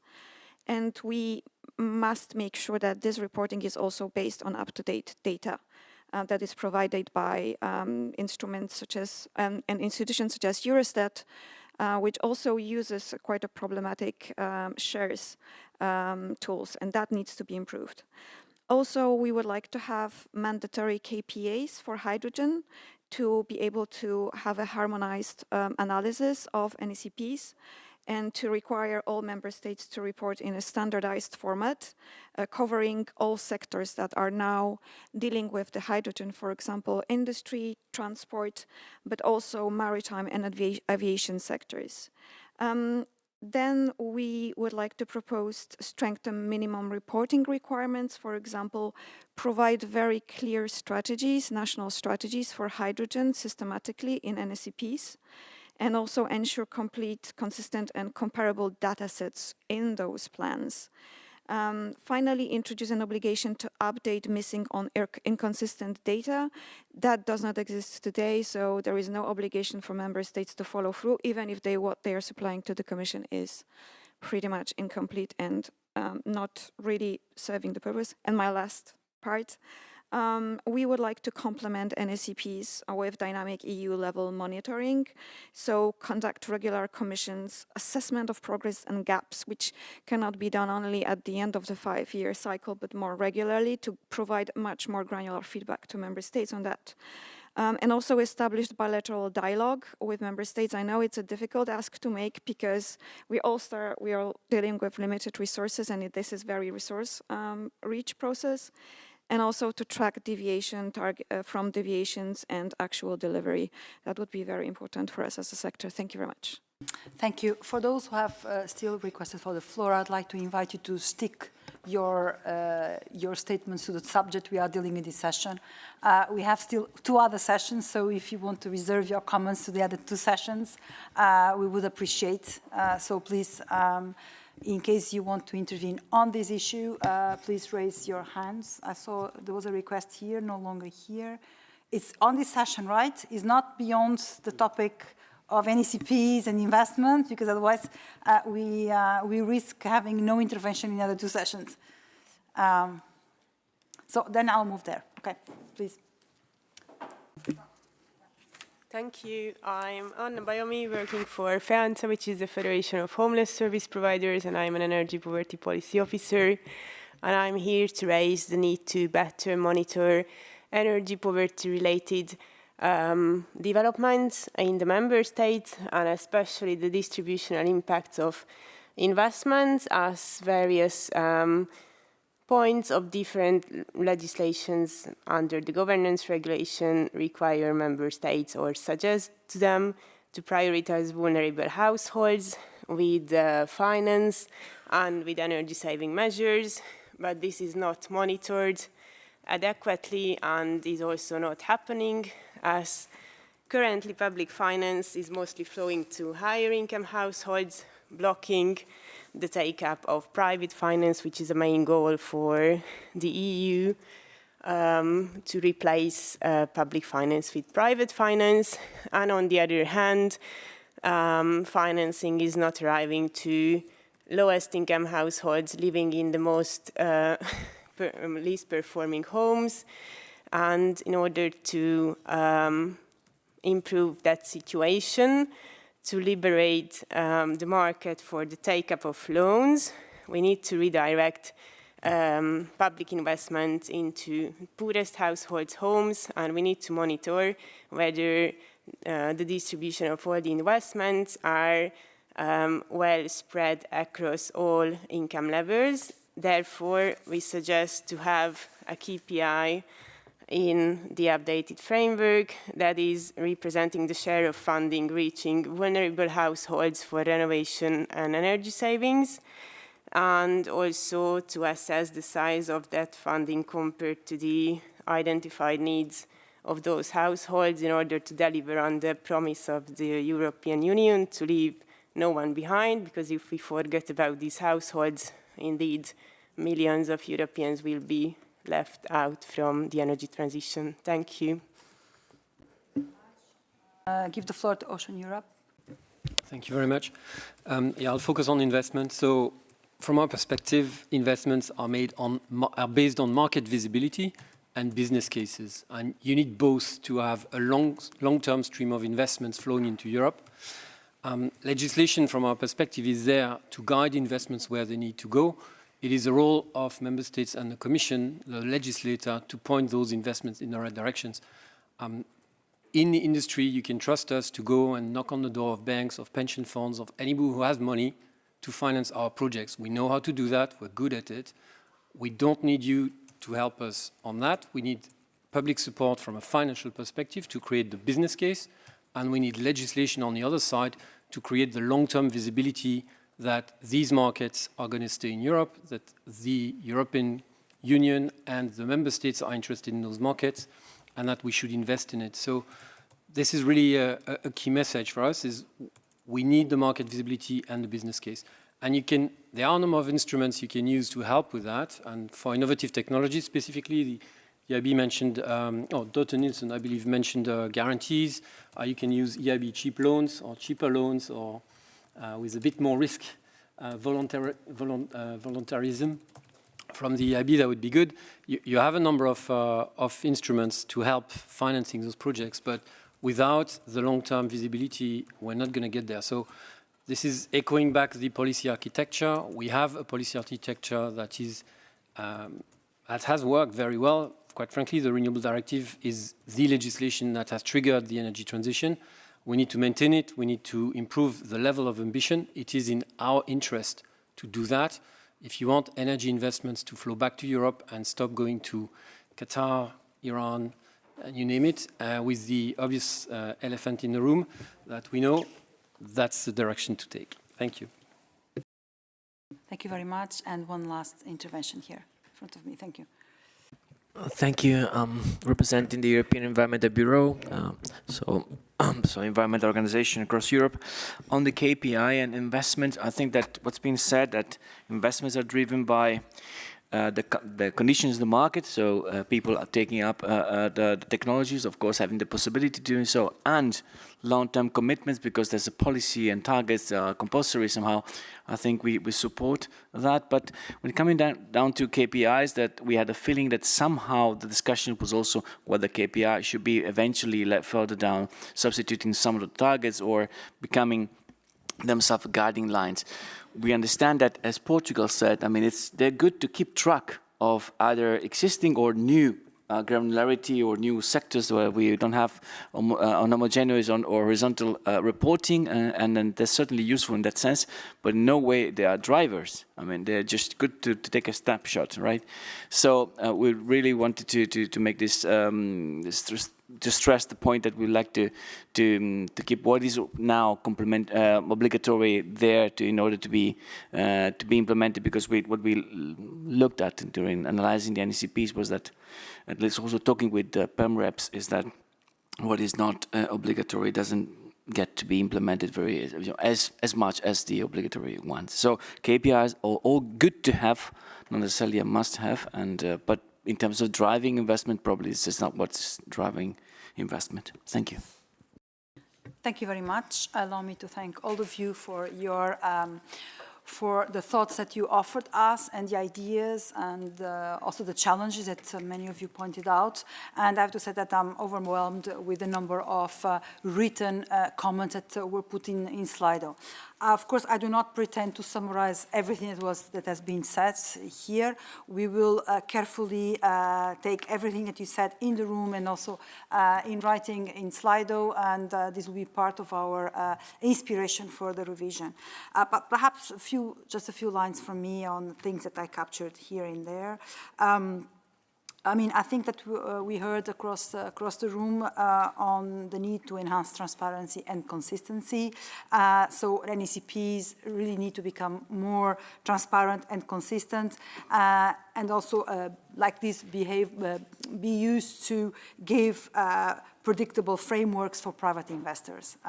The planning, the so-called medium to long-term planning. Then we also heard that, of course, next to the importance of headline targets to steer the policy direction and the level of ambition, key performance indicators within and integrating them within the NECPs can help also identify investment needs, prioritize funding, and track progress. By no means we can expect them to replace targets, but as also said in the room, there are good instruments to track enabling conditions. There was also calls for, importance or underlining the importance of better engaging with investors, to understand which information is most relevant for those taking investment decisions, the importance of public participation in the process of NECP preparation and implementation, We also heard voices in favor of moving towards a more sectoral approach in each consuming sectors. Several concerns were also pointed as regards the misalignment between the 10-year NECP cycle and the annual budget cycles of the member states. We are perfectly conscious of that. We have to find a way. And also the fact that while we need stability in the plans, because that's a source of predictability for investors, notably, I mean, easily some parts of the plans can become obsolete in the changing circumstances, as you observe in the energy and the climate world over the years. So somehow we need to strike a balance between the stability of a core part of the NECPs and eventually what we'll need to have a more regular update. And perhaps last but not least from my side, also the importance, so not only of having nice plans, but to have a very close monitoring and enforcement of these plans. And with these, I would like to thank you again for your participation and everything that you contributed with on this first session. And now we can break for, what, 10 minutes. Just so you can breathe a bit, and then we come back to the second session. And this one on some of the aspects that you have already raised on streamlining and integrated planning. Yeah, thank you so much. I wanted to apologize because I'm a bit completely out of pocket. Yeah, because I have the impression that people are scared of not being able to speak at the next session, so they start saying everything I they did want. it because I need to run and I should have asked for that. But listen, I guess you are responding to the public. If not, you can It was send just out. No, fine. But I mean, you said a lot of things, so if you want, you can send us also in writing. I mean, I was even pushing my organization. Also the importance, so not only of having nice plans, but to have a very close monitoring and enforcement of these plans. And with these, I would like to thank you again for your participation and everything that you contributed with on this first session. And now we can break for 10 minutes. Just we can breathe a bit. Looking forward to receiving your party.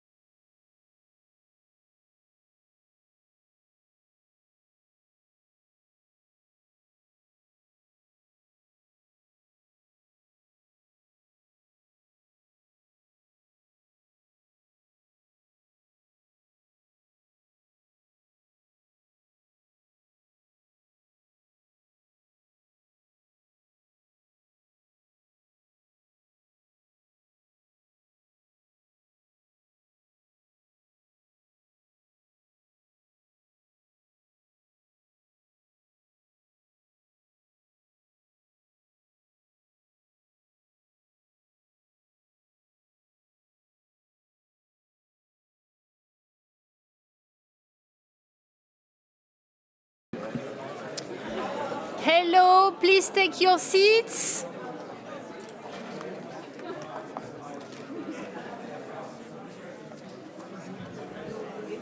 Oh la la, what is this?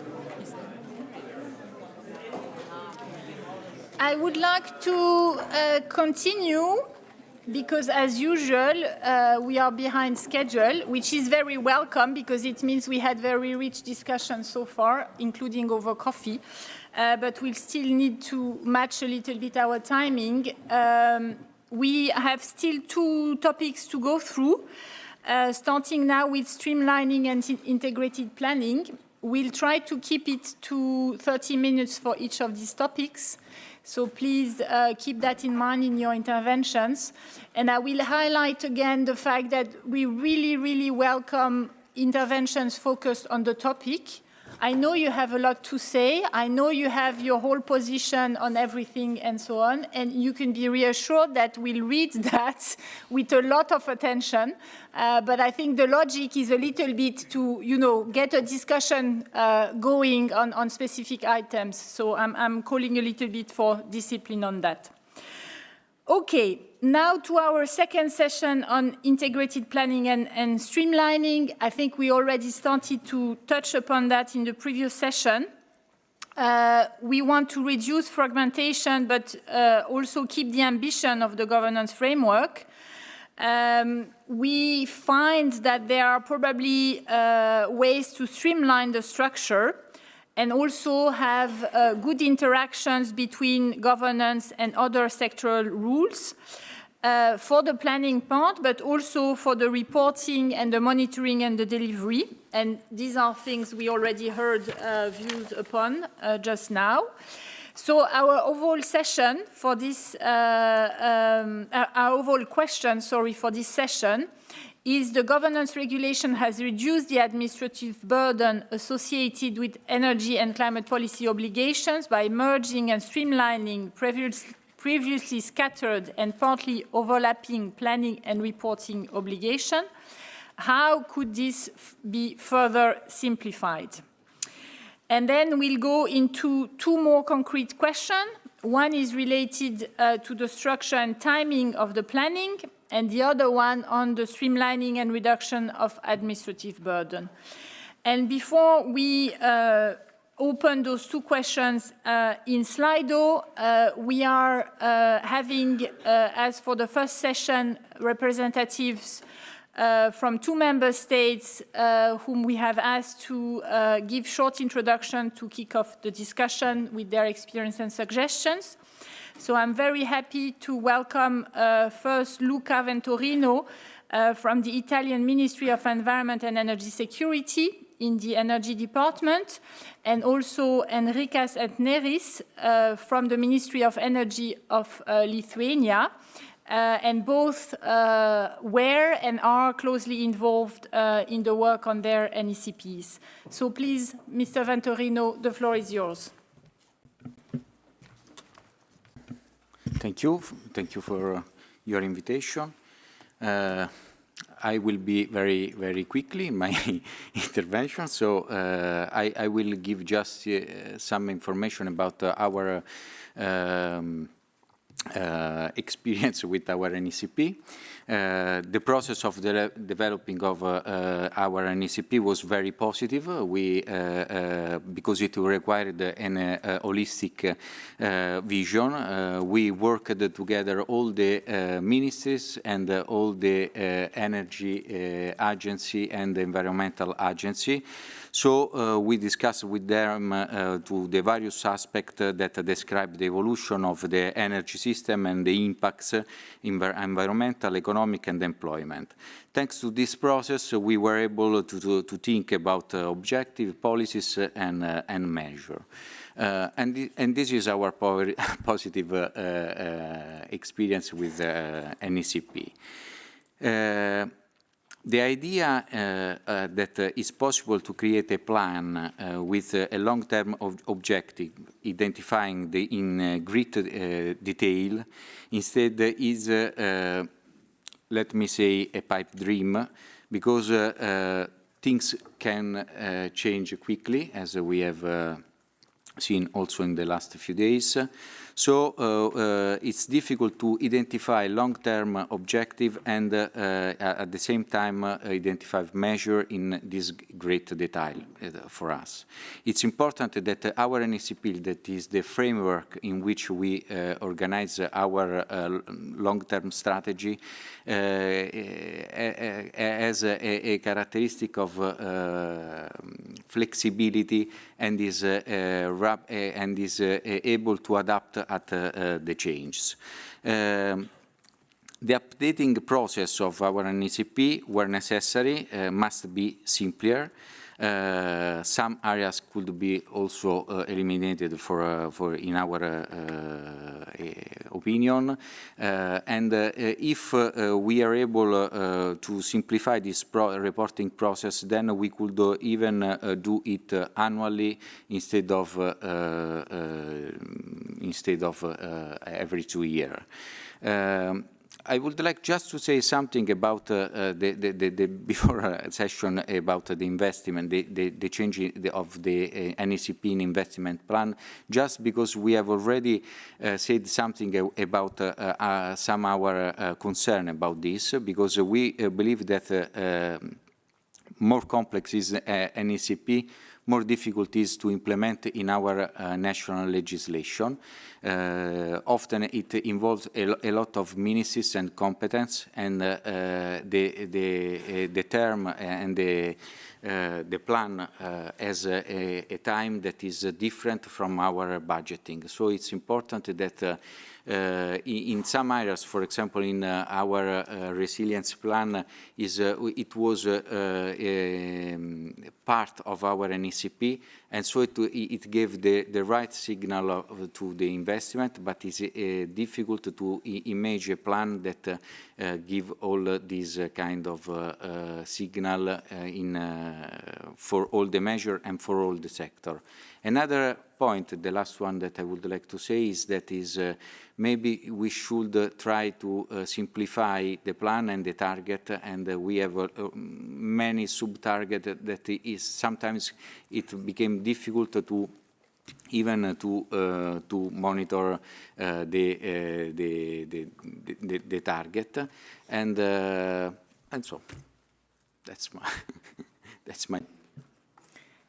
Thanks a lot also for being short and focused. Colleagues tell me that for those online, the first Slido is already open, and I will recap the question later, but for now, moving over to Mr. Etneris, please. Good afternoon, everybody. I'm delighted to kick off this point of agenda, as streamlining the next iteration of NECPs is one of the priorities, and I welcome Commission's attention to this topic. It is essential the NECP planning process would be aligned, clear, and consistent. In Lithuania, at least, the process of updating our current NECP was quite thorough and rather long, and took over 3 years. Of course, one should also take into account that in Lithuania, NECP is also its own legislative act and is approved by the government, which is also a completely different process. Therefore, in this regard, I would like to share some experience on how it impacted the planning process in Lithuania. In Lithuania, we have 2 long-term strategic documents that NECP implements. It's the Climate Change Mitigation Agenda, which was approved in 2021 before the NECP update, and National Energy Independence Strategy, which was approved in 2024 at the end of the NECP update process. So in the Climate Change Mitigation Agenda, we already had an agreement with our social partners and institutions what are the sectorial climate targets, like for transport and industry sectors for 2030 will be, and they did not change throughout the whole NECP update process. That made the planning of policies, measures, and investments much easier for us. Furthermore, the market knew very well what to expect. With the other long-term strategy, it was a bit different. We started updating the National Energy Independence Strategy in the middle of our process of updating NECP. What is more, there were also new renewable energy efficiency directives, Fit for 55 package, and so on and so forth. and that had to be also transposed. This impacted our planning process as we had to communicate new targets, review all of the measures, and communicate new policies to our social partners. In current governance regulation, it is said that the long-term strategies should be updated at the same date as the NECPs for the new decade, 1st of January 2029, and I hope this is subject to change. Based on our first-hand experience, we believe that the streamlining of the governance regulation should begin with a correct strategic planning process. First, with the update of long-term strategy, and then with the midterm NECPs, and lastly, with the monitoring process or the NECP reporting. Another requirement of the current regulation that made the NECP process long are the strategic, environmental, and macroeconomic assessments. Although we understand that they are very important, they should be performed last after presenting our NECPs to the Commission. It is a very time-consuming process that is resource-heavy and creates administrative burden. To conclude, the process should be clear and coherent to all participating parties. It should also be aligned with other processes and take into account others such as NECP reporting as strategic or macroeconomic assessments. Thank you very much for your time.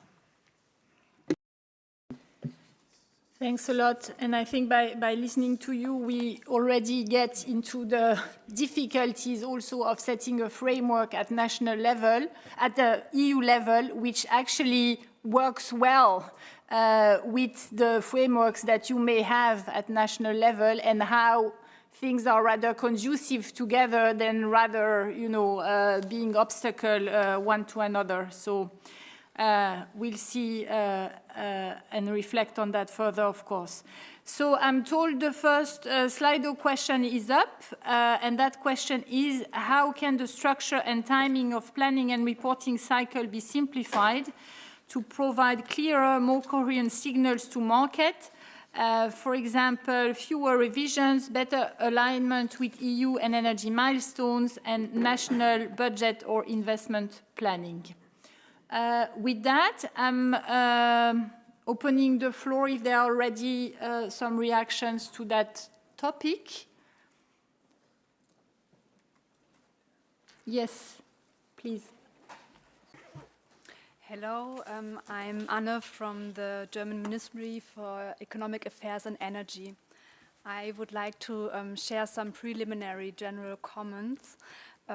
So we see an opportunity with now the 2040 target architecture to streamline and further simplify the processes, also the timelines within the governance regulation, while at the same time preserving ambition, transparency, and effectiveness.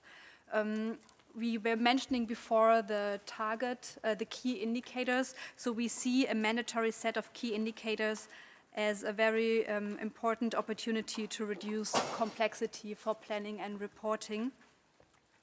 We also see an opportunity for exploring how we can merge reports and how this without reducing transparency. For example, now within the 2 years, we have the NECP, the draft NECP in 2028, and then the final NECP, and then also the NECPR in 2029. So maybe the possibility to have just one NECP document instead of an NECP and a draft NECP. We also believe that there's opportunity to increase coherence on relevant levels. For example, double reporting, as was mentioned before, should be avoided. So we see an opportunity to, for more pre-filling of data from other sources. Thank you.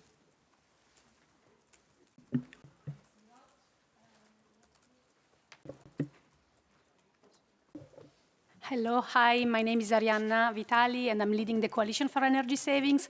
Thanks a lot for the floor and for the opportunity to comment. I wanted actually to comment with our own experience as stakeholders, as we have analyzed quite a lot the NECPs from all actually 27 member states on the energy efficiency dimension, and comment actually that the governance regulation as it stands, at least for the energy efficiency part, has really created a streamlined framework that has brought together together planning and reporting tools, but also an overview of the implementation of measures from different directives, including the Energy Efficiency Directive and the Energy Performance of Buildings Directive, under one single dimension, the energy efficiency dimension. That is one of the 5 pillars of the Energy Union.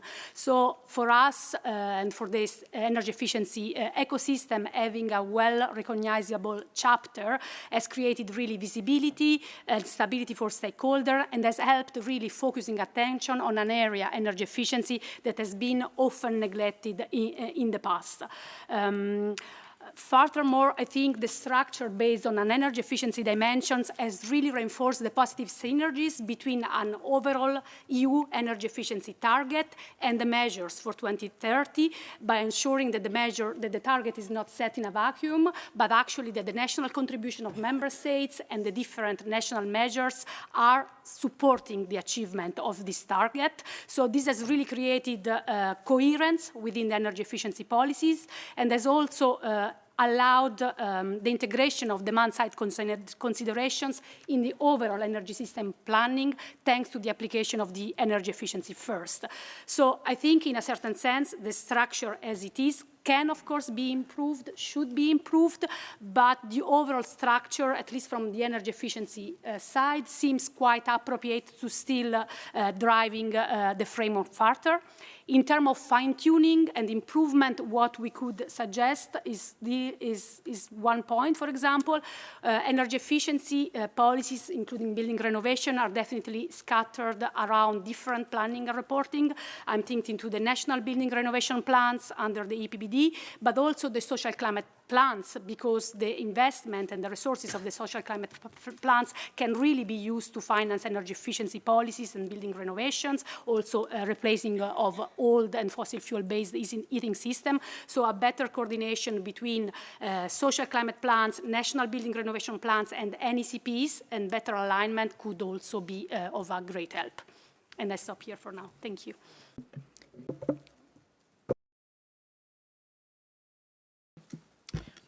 Hi, I'd like to learn from the Cool Heating Coalition. Similar to what Ariana was saying, sort of like, challenging the premise of the question somewhat, that there are great opportunities for simplification. The Commission's own retrospective of the last governance was, yes, this is a complicated chunk of legislation, but that is because it is concentrating requirements from a very scattered set of legislations into one place, and that by doing that, it is allowing learning curves to be created. And so, unfortunately, the sort of best simplification right now is keep it as is, because that is, yes, it was difficult for member states to learn, yes, it's challenging, but that is only going to get better unless we decide we want to start from scratch. And even when we look at it from a, simplification in abstract is nice, but if we want to talk about specific things, there's 5 dimensions. The first is decarbonization. That includes the greenhouse, GHG targets and the renewable targets. I don't think there's anyone in this room that sees room for those to be simplified. We've just discussed energy efficiency, where, if anything, there's too little in that, because it should be gathering the renovation plans, the national renovation plans. It should be gathering measures from the EPBD and other legislation there, and so it should have more, not less. Energy security, I don't think this week is the time for simplifying energy security. If anything, we maybe should be looking at the targets that were set in 1973 and that we still haven't reached.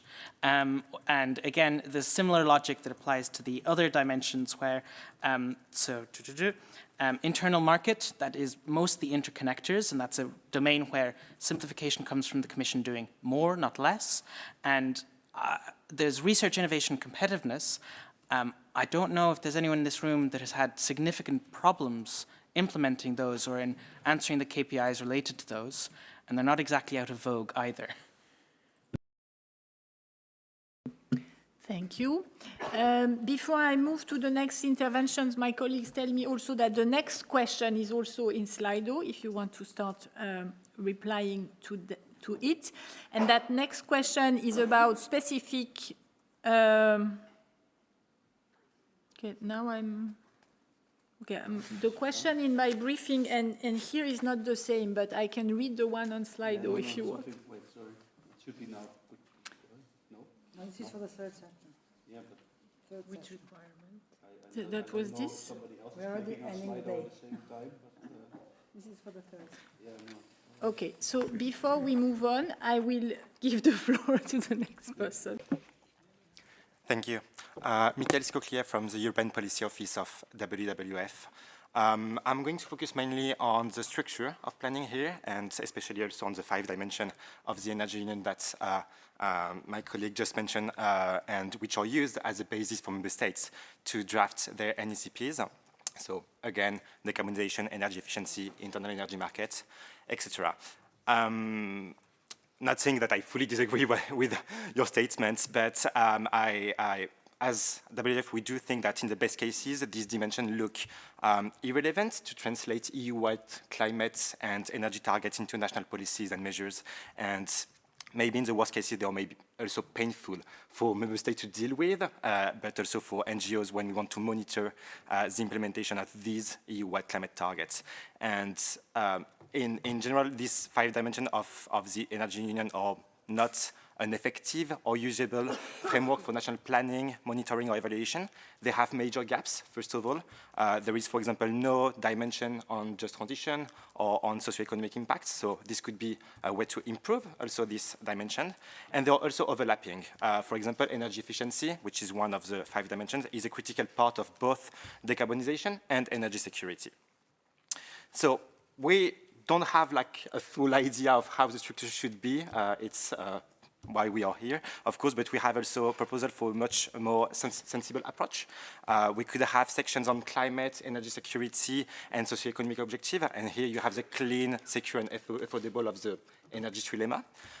You can also have like other subsections on cross-cutting objectives, such as energy efficiency, renewable energy, markets, research and development.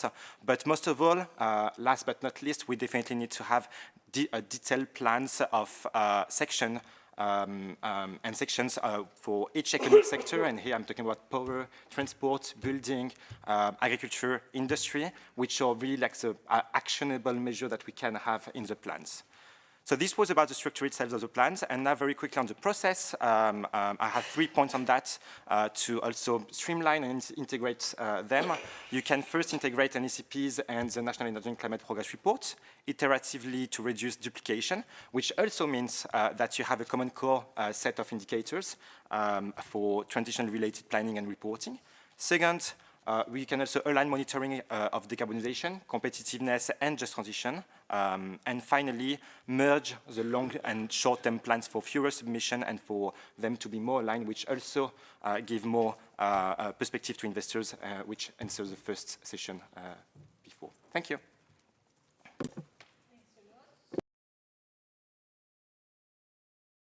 Now the question is on screen, and that's the right one. So which requirements under the governance regulation could be streamlined or merged without reducing transparency on our ambition, and how would this reduce administrative burden for both authorities and investors?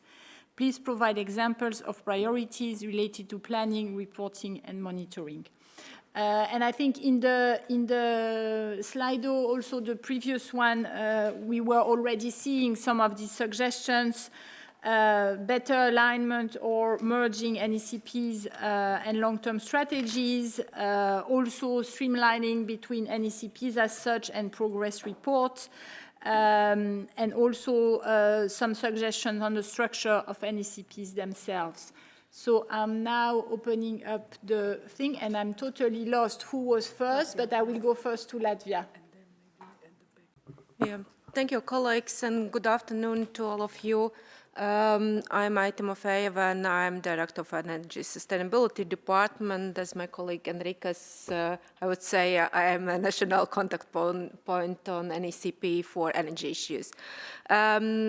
Just a few remarks. I can echo what my German colleagues said regarding how we can streamline NECP planning and adoption process. We have the same issue as in Lithuania. Our NECP is almost a legal act. It means we need to go through additional adoption process, and it is not always easy process, because if you have different policies and different sectoral ministries, and you have different sectoral NGOs and partners who want to participate in the process and who wants to keep actually a huge band of different interests, and you need to have a common understanding. But how we can streamline and reduce administrative burdens, one of that would be a suggestion that if you report, then you report once, and different DGs can use the same data. It will be a huge rethinking from national side and Commission side, but in a way you can compare in different process different member states. For example, on an NECP and EU semester, and I would say regarding long-term strategies and NECP, it would be not easy process because we have energy strategy up to 2050, and let's say NECP in Latvia's case is just medium planning document. We need to rethink at national level than the whole planning process as well. But we are open to different ideas, and I think we can agree on something better than we have now, because it's a very, very huge discussion for the future. Thank you. Thanks a lot. Going at the back, and apologies for not seeing you earlier. Yes, please, you need to go to the mic. Yes, hello. Can you hear me? Yeah, so Arthur, talking on behalf of Solar Power Europe, so the Association for Solar PV. We're one of the best beneficiaries of the current framework as it is, the 2030 framework for renewables with the targets at the high level, and also NECPs. We're most likely to reach in 2030 the targets set by the cumulative EU 27 NECPs, even more likely to reach that number than any other number that you put in a Repower EU or even in the red. So this exercise has overall been very effective for us, at least to give the first impetus for the high-level targets for first investments. When the 2030 targets were announced, it made huge impact to our sector, and now we've seen that we've created this growth that we needed to create with urgency in solar. So we want to recreate that exercise, and we want to make sure that it benefits all the other sectors that need to benefit from it to reach our targets. Overall, we need the 2040 certainty, so it has worked for 2030 up until now and is going to work to 2030. We need that certainty for the high-level targets for 2040 as well to keep investing in renewables. We know it works. We know we're going to need them. And then also, we don't have an emotional connection with the NECPs. We don't need it to collect every single energy and climate measure, but we need the direction of travel for it. So we need a KPI for how much electrification every member state is going to have. That's in the Clean Industrial Deal. It needs to be in every member state's plan. We need to know how much of the flexibility, non-fossil flexibility you're going to deploy. The market design mandates member states to have flexibility needs assessment. That needs to become a target. So that should be basically battery storage. And then you can go into the measures themselves. To reach electrification, you need a ratio that is positive for gas versus electricity ratio prices and taxes and levies. So that ratio can become also a KPI there. So these are long-term plans, high-level targets, and giving a big direction of travel for the investments. These are really needed. Then for the rest, if they are in a transposition law, if they are in a national energy programming law, if they are in another measure, it's not the end of the world, but at least the big direction needs to be there. And then finally, it needs to be really linked with, first of all, the funding. How come we have such precise targets for energy and climate, but then, for example, the competitiveness fund is just basically a big box with full flexibility for the Commission to invest in whatever they want. This needs to be better linked, and then link it with the energy planning, with the grids package, this EU scenario building. This needs to be clearly linked with the directives and the NECPs as well. Thank you. Thanks a lot. I cannot resist to react just on the last point on the future MFF because we also deal with mainstreaming climate in the EU budget. The Competitiveness Fund has a proposed 40% spending target for green, so it's not that bad, and it doesn't mean that the Commission can do whatever they want. But sorry, I had to react. Thank you very much. I'm Gökşen from ICLE Europe, and I think we cannot take this question without thinking about the conversations we had in the first part. And as ICLE Europe, we represent kind of the local and region. We represent actually European towns, cities, and regions, so we have smaller size cities and the towns in our membership. I think we cannot take this question separately than the previous conversation. So the Commission's assessment and the conversation in this room show that we need kind of improved predictability for investors, and the Commission assessment says that we need more granular information at the regional and local level. The second one is that administrative capacity at the national level has grown around this structure of plans. And the third one that we have heard is that we are on track for targets. So now reinventing the wheel is not maybe the right moment, but the simplification must aim for better implementation and reducing the administrative burden without lowering the ambition or kind of coming up with a completely new design. So that is why we think that maintaining the 5 dimensions as the main architecture is very important. But then we probably need the sectoral pathways that will give direction to the investors and also kind of coming from the public sector and thinking about the public procurement, that is also a kind of a level of investment.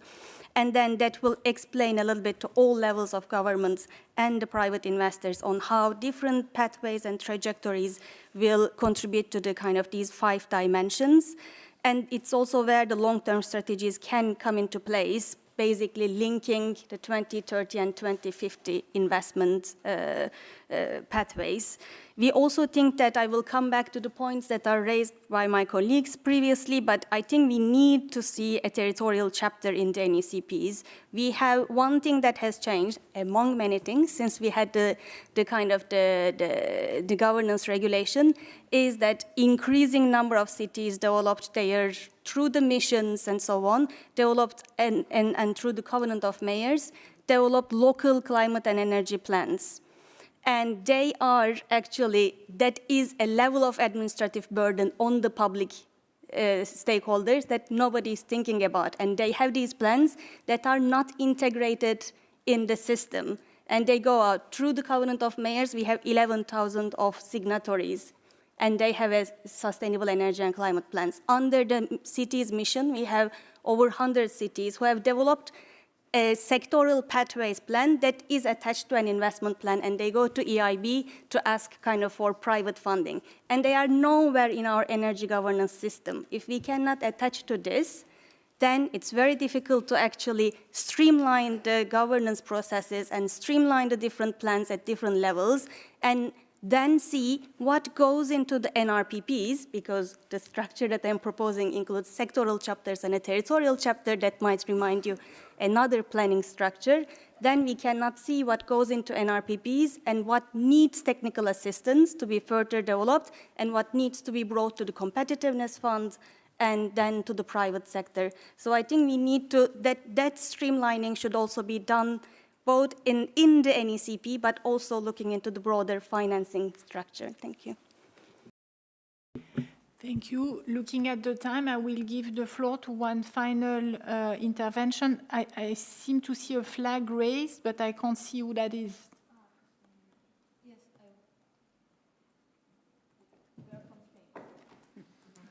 Please go ahead. Well, thank you also for the presentations and for the sessions. Spain is committed to the 90% target.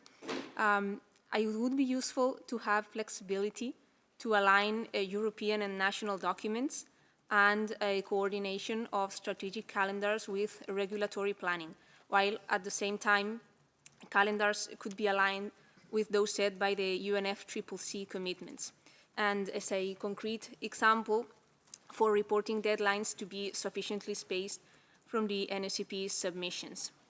It would also be very useful to have an inventory of all the reporting obligations and the items to be included in the NACPs, a document that's easily updatable.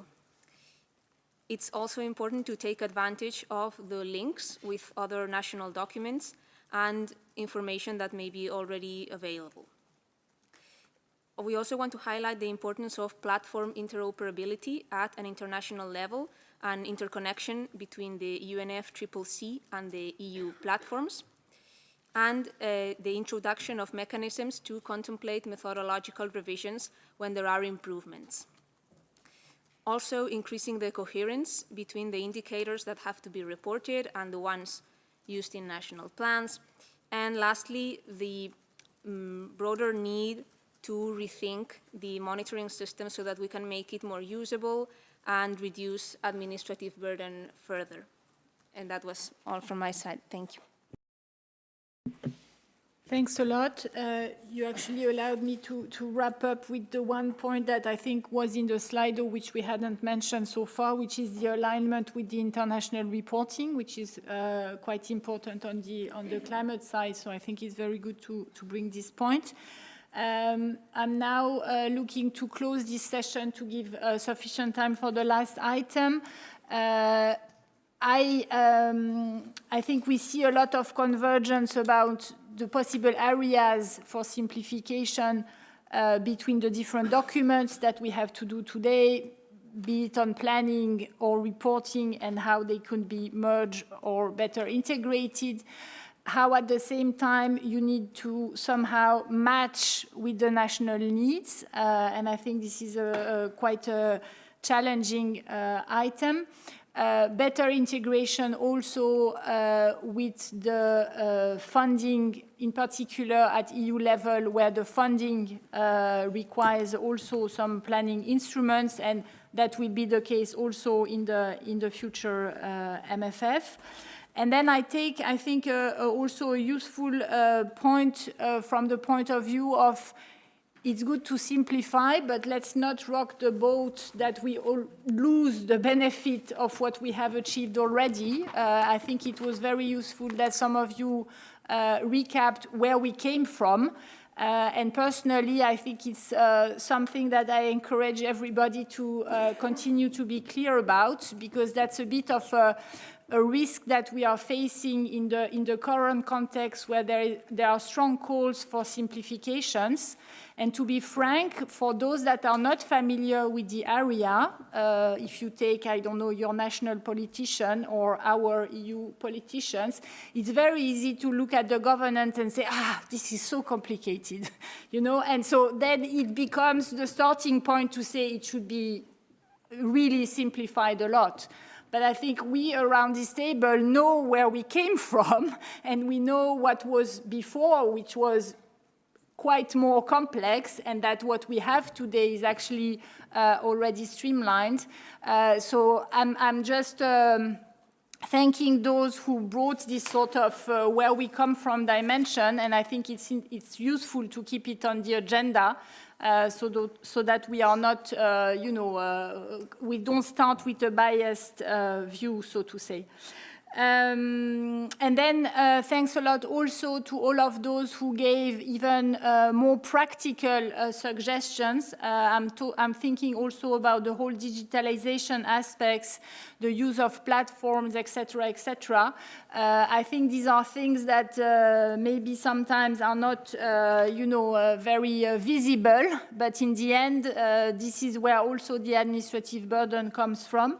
So I think all your suggestions on how to streamline on that and how this is being used at national level and how it can be improved are also super useful.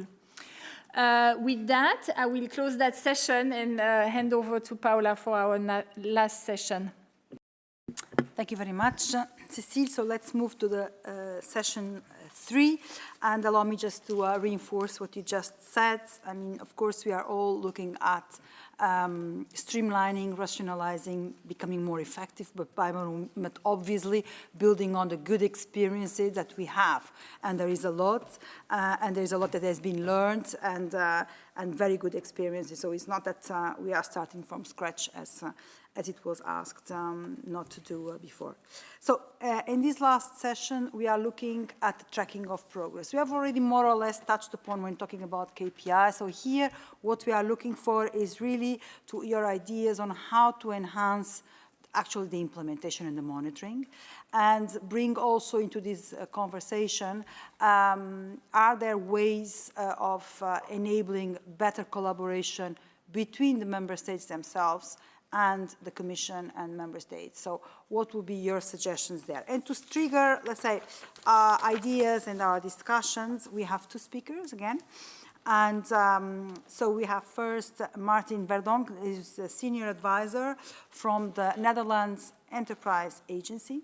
And Martin has a very good experience because he's been coordinating the NECPs and the NECPR, so the biannual reports that have been submitted by the Netherlands. So I think we have a very good experience to listen to. Please, the floor is yours. Thank you so much for the opportunity and the nice words. I will try to be brief. The process has only just started for revising the governance regulation, so the lessons learned and suggestions I have are preliminary.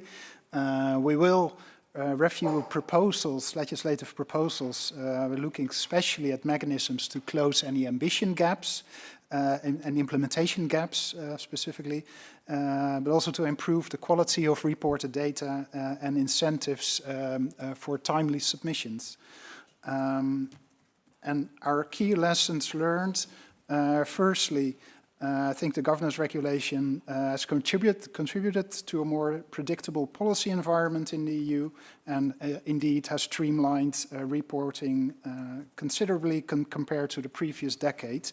But like many others said as well, reporting is still quite demanding due to a complex target framework and quite detailed reporting requirements. So therefore we think tracking progress could be more effective and also be more transparent if the target framework itself is well, more simplified by focusing on headline targets and also having the reporting requirements streamlined with international reporting as well. And well, like I said, we see scope for improving the timeliness and comparability of NECPs. One thing that has been mentioned by my colleagues and others as well is that we have to recognize the importance of national policy-making progress in some way. It could really help also to be more responsive and take early corrective actions where needed. I don't have the solution, I must admit, right away, but I feel this is an important piece of the puzzle. Netherlands, but also other member states have national budgeting cycles which are quite strict, are not only for climate and energy, it's generic for all policy domains. And how can we try to utilize that quite robust cycles to our benefit? Yes, and what comes to that is that it can be, by having a national cycle, it can be challenging to feed the results of those cycles into the NECPs and NECPRs due to differences in timing and formats. I want to echo the discussions on having a bit more sectoral focus or aligning with the timing of BTRs. Thirdly, tracking progress. Yes, that's a very sound thing to do for policymakers, I think, not just measuring the headline targets, but also looking at enabling conditions. We have quite good experience with that. And so looking also at what is needed for the grid, for financing options, etc. But the pitfall maybe, or the caveat maybe that if we coordinate this in an EU way, then we lose the information needed to address specific challenges on member state level, because national circumstances and policies are very different sometimes, and therefore also the enabling conditions. KPIs are also very interesting. We explore those. We have tried to introduce them on a national level. Drawback we have seen is that those indicators could make policies less flexible and would require political support. But the governance regulation could support this by providing member states a platform, guidance, generic indicators, and by sharing data. And the other aspect of this session was to learn also from other member states by sharing data and also exchanging lessons and experiences. We have good experiences with that in regional platforms. So we would like to see that this could be enforced or stimulated. And on the national implementation of EU policies, we also see scope for, well, maybe concerted actions or a similar format, like we have for the Renewable Energy Directive, EED, EPPD, and maybe this could also help for the cross-cutting aspects of NECPs, like on investment needs or phasing out fossil fuels. And lastly, the importance of stakeholders in providing the data, and it's not just sharing or collecting data on what they're doing, but I think the stakeholders are very good in identifying where the opportunities are and where the challenges lie, and the latter helps governments to identify the enabling conditions for policies to address. Yes, and that's what I want to conclude. Thank you. Thank you so much. I'll pass the floor now to Seda. Yes, thank you very much for the invitation. As Can Europe Network, we have been actively engaged in the development and the adoption of the governance regulation back in 2018.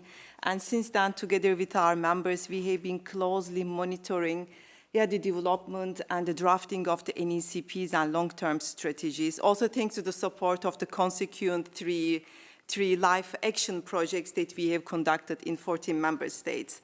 So today I bring also these lessons experience learned from all these projects and the deep and close engagement we have done in many of the processes regarding the NECPs. So how can we enhance implementation and the adequate monitoring of NECPs as the main question of the session now? So for us, first is an ambitious and strengthened framework must remain rooted in binding targets and clear and stable market rules and the regulatory framework. Because 2030 energy and climate architecture has delivered positive results, as you were also mentioning it. And we also saw this also highlighted in the 2024 review of the governance regulation, that the current framework delivered affordability, competitiveness, energy security, and the climate mitigation. So it should not be forgotten. So binding targets for us are the starting points. And these can be really complemented with the key performance, mandatory key performance indicators, especially when we talk about the current challenges that we are facing, from energy security, fossil fuel price volatility. So all this can be nicely reflected in the KPIs, a dashboard of KPIs that can monitor the progress on the ground. Especially when we talk about KPIs, there are many energy sector stakeholders here. It can be how we can monitor the social dimension KPIs and also ensuring the enhancements with the different sectors like the competitiveness and the social dimension like the energy poverty KPIs, energy communities, but also the system reliability, for instance, how we can ensure the clean flexibility and the uptake of the renewables-based electrification. But one thing that we need to be clear, KPIs cannot complement the binding targets. So this can be only complementary. And secondly, what is really important is talking about the monitoring, is monitoring without consequences does not really drive implementation. So clear consequences must be attached in cases of persistent underperformance or non-compliance identified via NECP progress reports. For instance, in the European semester country reports and the country-specific recommendations should include targeted reforms and corrective actions. And also MFF, the new MFF was also mentioned. We see that the future national spending plans, the so-called national and regional partnership plans should include reforms and milestones to address underperformance, and planned investments should also tackle the bottlenecks, the real bottlenecks that are really slowing down the transition. So we have many measures, they're part of a panoply that can ensure the governance can really translate and deliver on the ground. So if we look at the current governance regulation, the enforcement tools are already existing there, but they haven't been really fully used, especially when we talk about the infringements. So if governance is really to retain credibility, corrective mechanisms should be applied more systematically and transparently. And also one last point would be, yes, making NECPs more investable should strengthen, not dilute their core functions, because NECPs are not really investment plans. They are actually, their core function is to be the planning instruments. But however, enhancing the stakeholder, but there are different simplification, making them smarter rules to make NECPs deliver this long-term predictability and stability for investors and provide also certainty about the investment needs and the sources of financing. But whenever we actually talk about the simplification and making NECPs much smarter, one principle must remain clear. It's the no backsliding. So any update, any simplification must reflect equal or increased ambition. So yes, for NECPs really to deliver on the ground, we need them to be stronger in implementation and to be enforced, not weakening their core functioning. Thank you. Thank you so much to both of you for your interventions full of recommendations and good ideas. So allow us to then open the Slido with the two questions, the steering questions we have. The first on how can the governance regulations or the revision enhance the implementation of the plans and ensure their adequate monitoring. And as we just heard from you, Sedahoran, is how to enable early corrective actions from the member states. So this is the first question. Yeah, and I see already this is last session, so everybody would like to take the floor, which is good. So I start here and then we go like this and then I turn to... Thank you. So first of all, I would like to express my full support to what my colleague Seda just said, especially on the national climate targets, which should remain binding. But yeah, on the implementation of NECPs, we need to enhance, first of all, the regulations compliance mechanism. But before that, we also need to improve the quality and the preparation of these plans.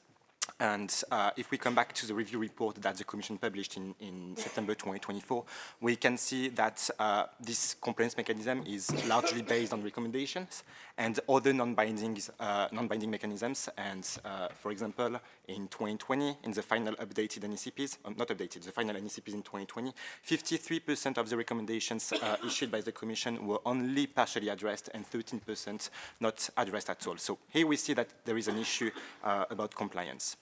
The same review report that the Commission published in 2024 says that improving compliance would help meet the regulation's objective, but also we can see that the regulation's main legal instrument to close any gaps in ambition delivery, so here it's Articles 31 and 32 of the regulation, have seen little use, as Seda just said before, and every 2 years we can see a new EU climate action progress report saying that we are going to miss some, not all of course, but some of our 2030 climate and energy targets. So many challenges remain in terms of the timely submission of the plans, report of sufficient quality and effective implementation, and this is why to close this gap, WWF recommends first to actually use the compliance, enforcement and gap filling mechanism that we already have in the law. So this is not about improving the law, but actually using what we already have in there.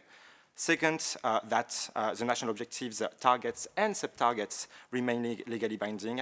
And finally, to strengthen the connection between, first, the progress between the progress on the objectives and the access to EU-level support tools. So namely, the access to some EU funds could be conditional to the achievement of the targets and policies that we have in the NECPs. Thank you so much. Hello, thank you for the floor. Melanie from Energy Cities, network of local authorities engaged in the energy transition. In our view, translating the NECPs into implementation and investment plan, it depends on continuous coordination across the different levels of governance, which is key for effectiveness and for tracking the progress. The current dialogues that are mentioned in the article, the current Article 11, have proved useful in some countries. We have some good examples, for example, in Croatia, but it's in most member states ad hoc or only consultative at the end of a process in most member states. So it limits the ability to support the investment and to track the process in this sense. So we would like to go much beyond what exists today and set up multi-level and also multi-stakeholder platforms that will be permanent, would be well-resourced and would be transparent. This setting up this platform should be a success factor for the NECP and could be a KPI for that should be tracked. Multi-level and stakeholders platform then would provide a stable interface for the different actors, the national, regional, local authorities, but also other actors, industry representatives, investors, to discuss together the planning phase, the monitoring phase, but also to identify implementation gaps, especially regulatory barriers, to coordinate funding stream and projects, and to co-design the territorial chapter that we proposed and was mentioned before by my colleagues. So what we want to propose with the local alliance is not a tool for consultation as it is today, but a tool for coordination and implementation that is essential also for mobilizing investment, ensuring NECPs can deliver. What we have seen that we can take from the good example in Croatia is that it helps to connect investors with the banks, the private sectors, to help develop bankable projects on the ground with local authorities. And it can also help to design a national climate and energy investment strategy that reflects local investment needs. So we think this would be a really great way to have more implementation and to track the progress of the NECPs in a permanent manner. Thank you. Thank you very much. Yeah, you want to take the floor? Thank you. Thank you very much. Felix again for ENSOI. A few comments on the coherence, timing, and transparency. So for us, it's very important that in the future, the NECPs demonstrate more clearly how they contribute to the EU climate and energy targets, and that they are published on time. To provide you with a bit of context, the network development plans developed by the TSO at national level, they draw on these NECPs, and in turn, those NDPs then feed the scenarios of the 10-year network development plan and the European Resource Adequacy Assessment that is developed by ENSOI. And those reports are very important to identify then the projects that are needed in terms of interconnection between the member states, etc. So for us, it's key that the NECPs are coherent and consistent if we want the TYNDP and the ERA to be well developed. On the reduction of administrative burden and streamlining of procedure, we have a few proposals. We will send them in our position not to take too much time. But I would like to finish with one other important point for NSOE, which is the need to harmonize the content and format of the NECPs to allow us to compare the data, because the data between NECPs still differ a lot in terms of content, definition, format, etc. And when we do our job of the 10-year network development plan and the ERA, it makes it very challenging for us to develop the scenarios and to make our calculation. And we think that there could be ways to improve by defining common templates for data tables, to have aligned scenarios, interoperable digital tools, etc. And we are ready to provide support if needed. But we see very much some possibility to improve there. Thanks a lot. A quick reaction to what you just said. We are all with you on this last point, I think. Thank you so much for your ideas. Yeah, on the back, yes. You have the mic over there. Yeah, thank you. Yes, hello, good afternoon. Greg Arrowsmith from EUREC, and we're the Association of Renewable Energy Research Centres. And as such, in this debate, we're very interested in some of the indicative targets have to be reported on in NECPs, and specifically the one for innovative renewables. Seda mentioned the importance of remedies for underperformance, and we can see that a gap is going to open up towards the end of the decade between the 42.5% res that we need to be at and the 41% that the NECPs say we're heading towards, and that's a gap that could be a few tens of gigawatts. And one of the options open to member states to fill it is to use the renewable energy financing mechanism that hasn't really been discussed, but it did feature very briefly on Pierre's slide at the start of the event. And my point is on that. It's the gap filler mechanism designed in 2018 to help resolve the fact that the EU had an EU binding target, and yet the member states' targets were not binding on them. And it needs to be updated for today's era. So an instrument in 2018 does not take account of NZIA. It doesn't take account of the fact that beyond the cheapest price, we also need to look at criteria related to resilience and sustainability and grid integration. So I think that the criteria that this instrument uses need to be revised. And also, it should help to meet indicative targets too. So if we find a member state is falling behind, not just on the absolute number of renewables it needs to install, but it is also failing to meet the 5% indicative target for innovative renewables, then if it uses this instrument, it should be used to plug that gap too. Thank you so much. Before passing the floor to the last person who asked for the floor here in the back, allow me just to draw your attention to the last question that we put in Slido. And this specific on the member states. The cooperation was one aspect that I raised at the beginning. So any good ideas are invited here as well to steer our work, to steer our revision. And with this, please, the floor is yours. Thank you so much. And again, Reform Institute, but also I represent a project called European Climate Neutrality Observatory. And with regards to monitoring, I think it has to be emphasized that emission data comes much after the action is needed. So the monitoring of emission data is not enough, and perhaps monitoring of frameworks that track enablers such as grid build-out, electrification rates, renewable permitting and connections, and so on, is equally important, even if not more helpful.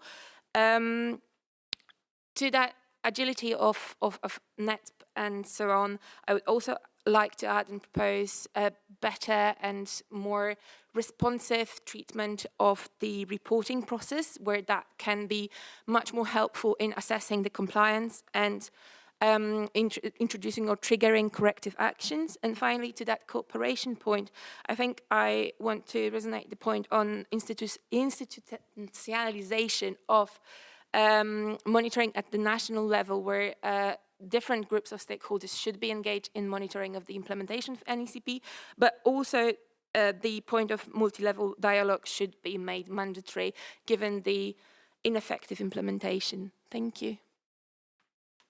Thank you so much. I see that there are still participants replying in Slido, but allow me just to recall some of the important things that we heard here in this session that we'll take with us.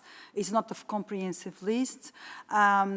We heard about the need already in previous sessions to streamline and have better alignment also with international reporting.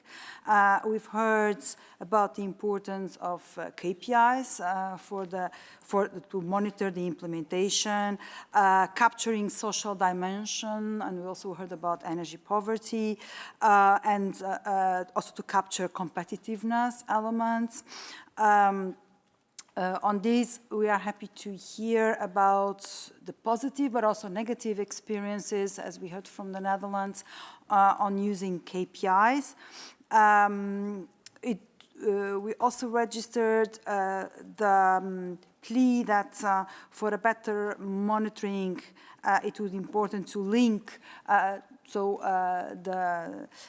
implementation to reforms and corrective action, and with these also find the links, necessary links with the European semester and the MFF, and the national, regional and partnership programs were mentioned. Although we did not explore much about member states, you see that in the Slido, it's important to boost the collaboration among the member states. Concerted action type of platforms were mentioned, and engaging stakeholders and investors to improve also the transparency. No backsliding. It's not the intention to reopen 2030. And again, a call for more attention to be paid to compliance and enforcement. And also one important suggestion is important when it comes to plans, but I would say also reporting, to harmonize content and also format. And I would add simplification also of the NECPs. And with these, I think we can close the session. Spain still wants to take the floor? Yes, thank you. It was really brief. Just to say that, to see this revision process also as an opportunity to expand governance into other exercises, like the reference scenario, so that there is a calendar of when it will be updated, the process to be followed, the involvement of member states, what it will be used for and how, and so on. It was just that. Thank you. Apologies, I did not see your flag, so sorry for that. So with this, we close this session, and I pass the floor to you for the conclusion. Yeah, for conclusion, yeah. Thank you, Paola. Thank you all. I think, okay, the conclusion is that there is no conclusion at this stage, in a way, because for me it was a very rich debate, but frankly, okay, maybe I used a filter that I quite like, which is what I call tensions, because I think there are a lot of topics where we don't have necessarily a clear direction of travel, but we see things pushing in different directions. So we have this thing about, I think, to sort of trigger investments, we need certainty and stability, and at the same time, we want flexibility and adaptation. Okay. We want also, member states are telling us, we need, don't rock the boat too much.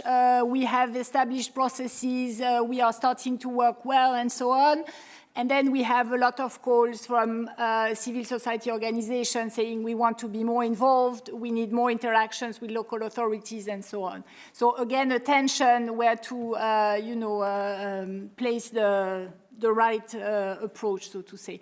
So I think all in all, a lot of very useful feedback.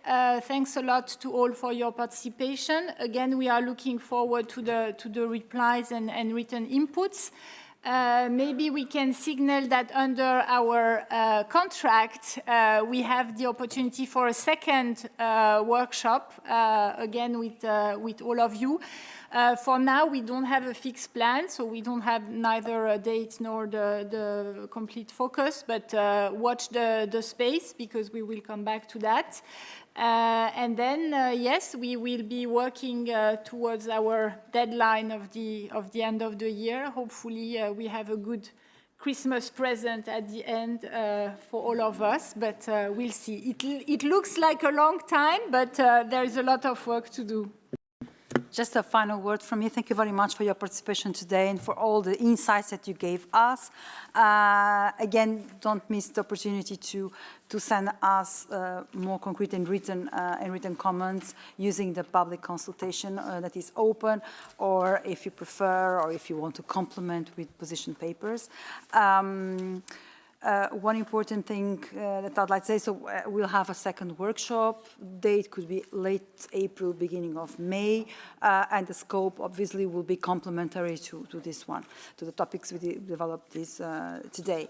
And just for curiosity, I mean, we are envisaging, as you could see in the work program of the Commission for this year, that this revision will be tabled in Q4, so around towards the end of the year, which will be precisely 10 years after the Commission has tabled the governance we are talking about. So it's a 10-year.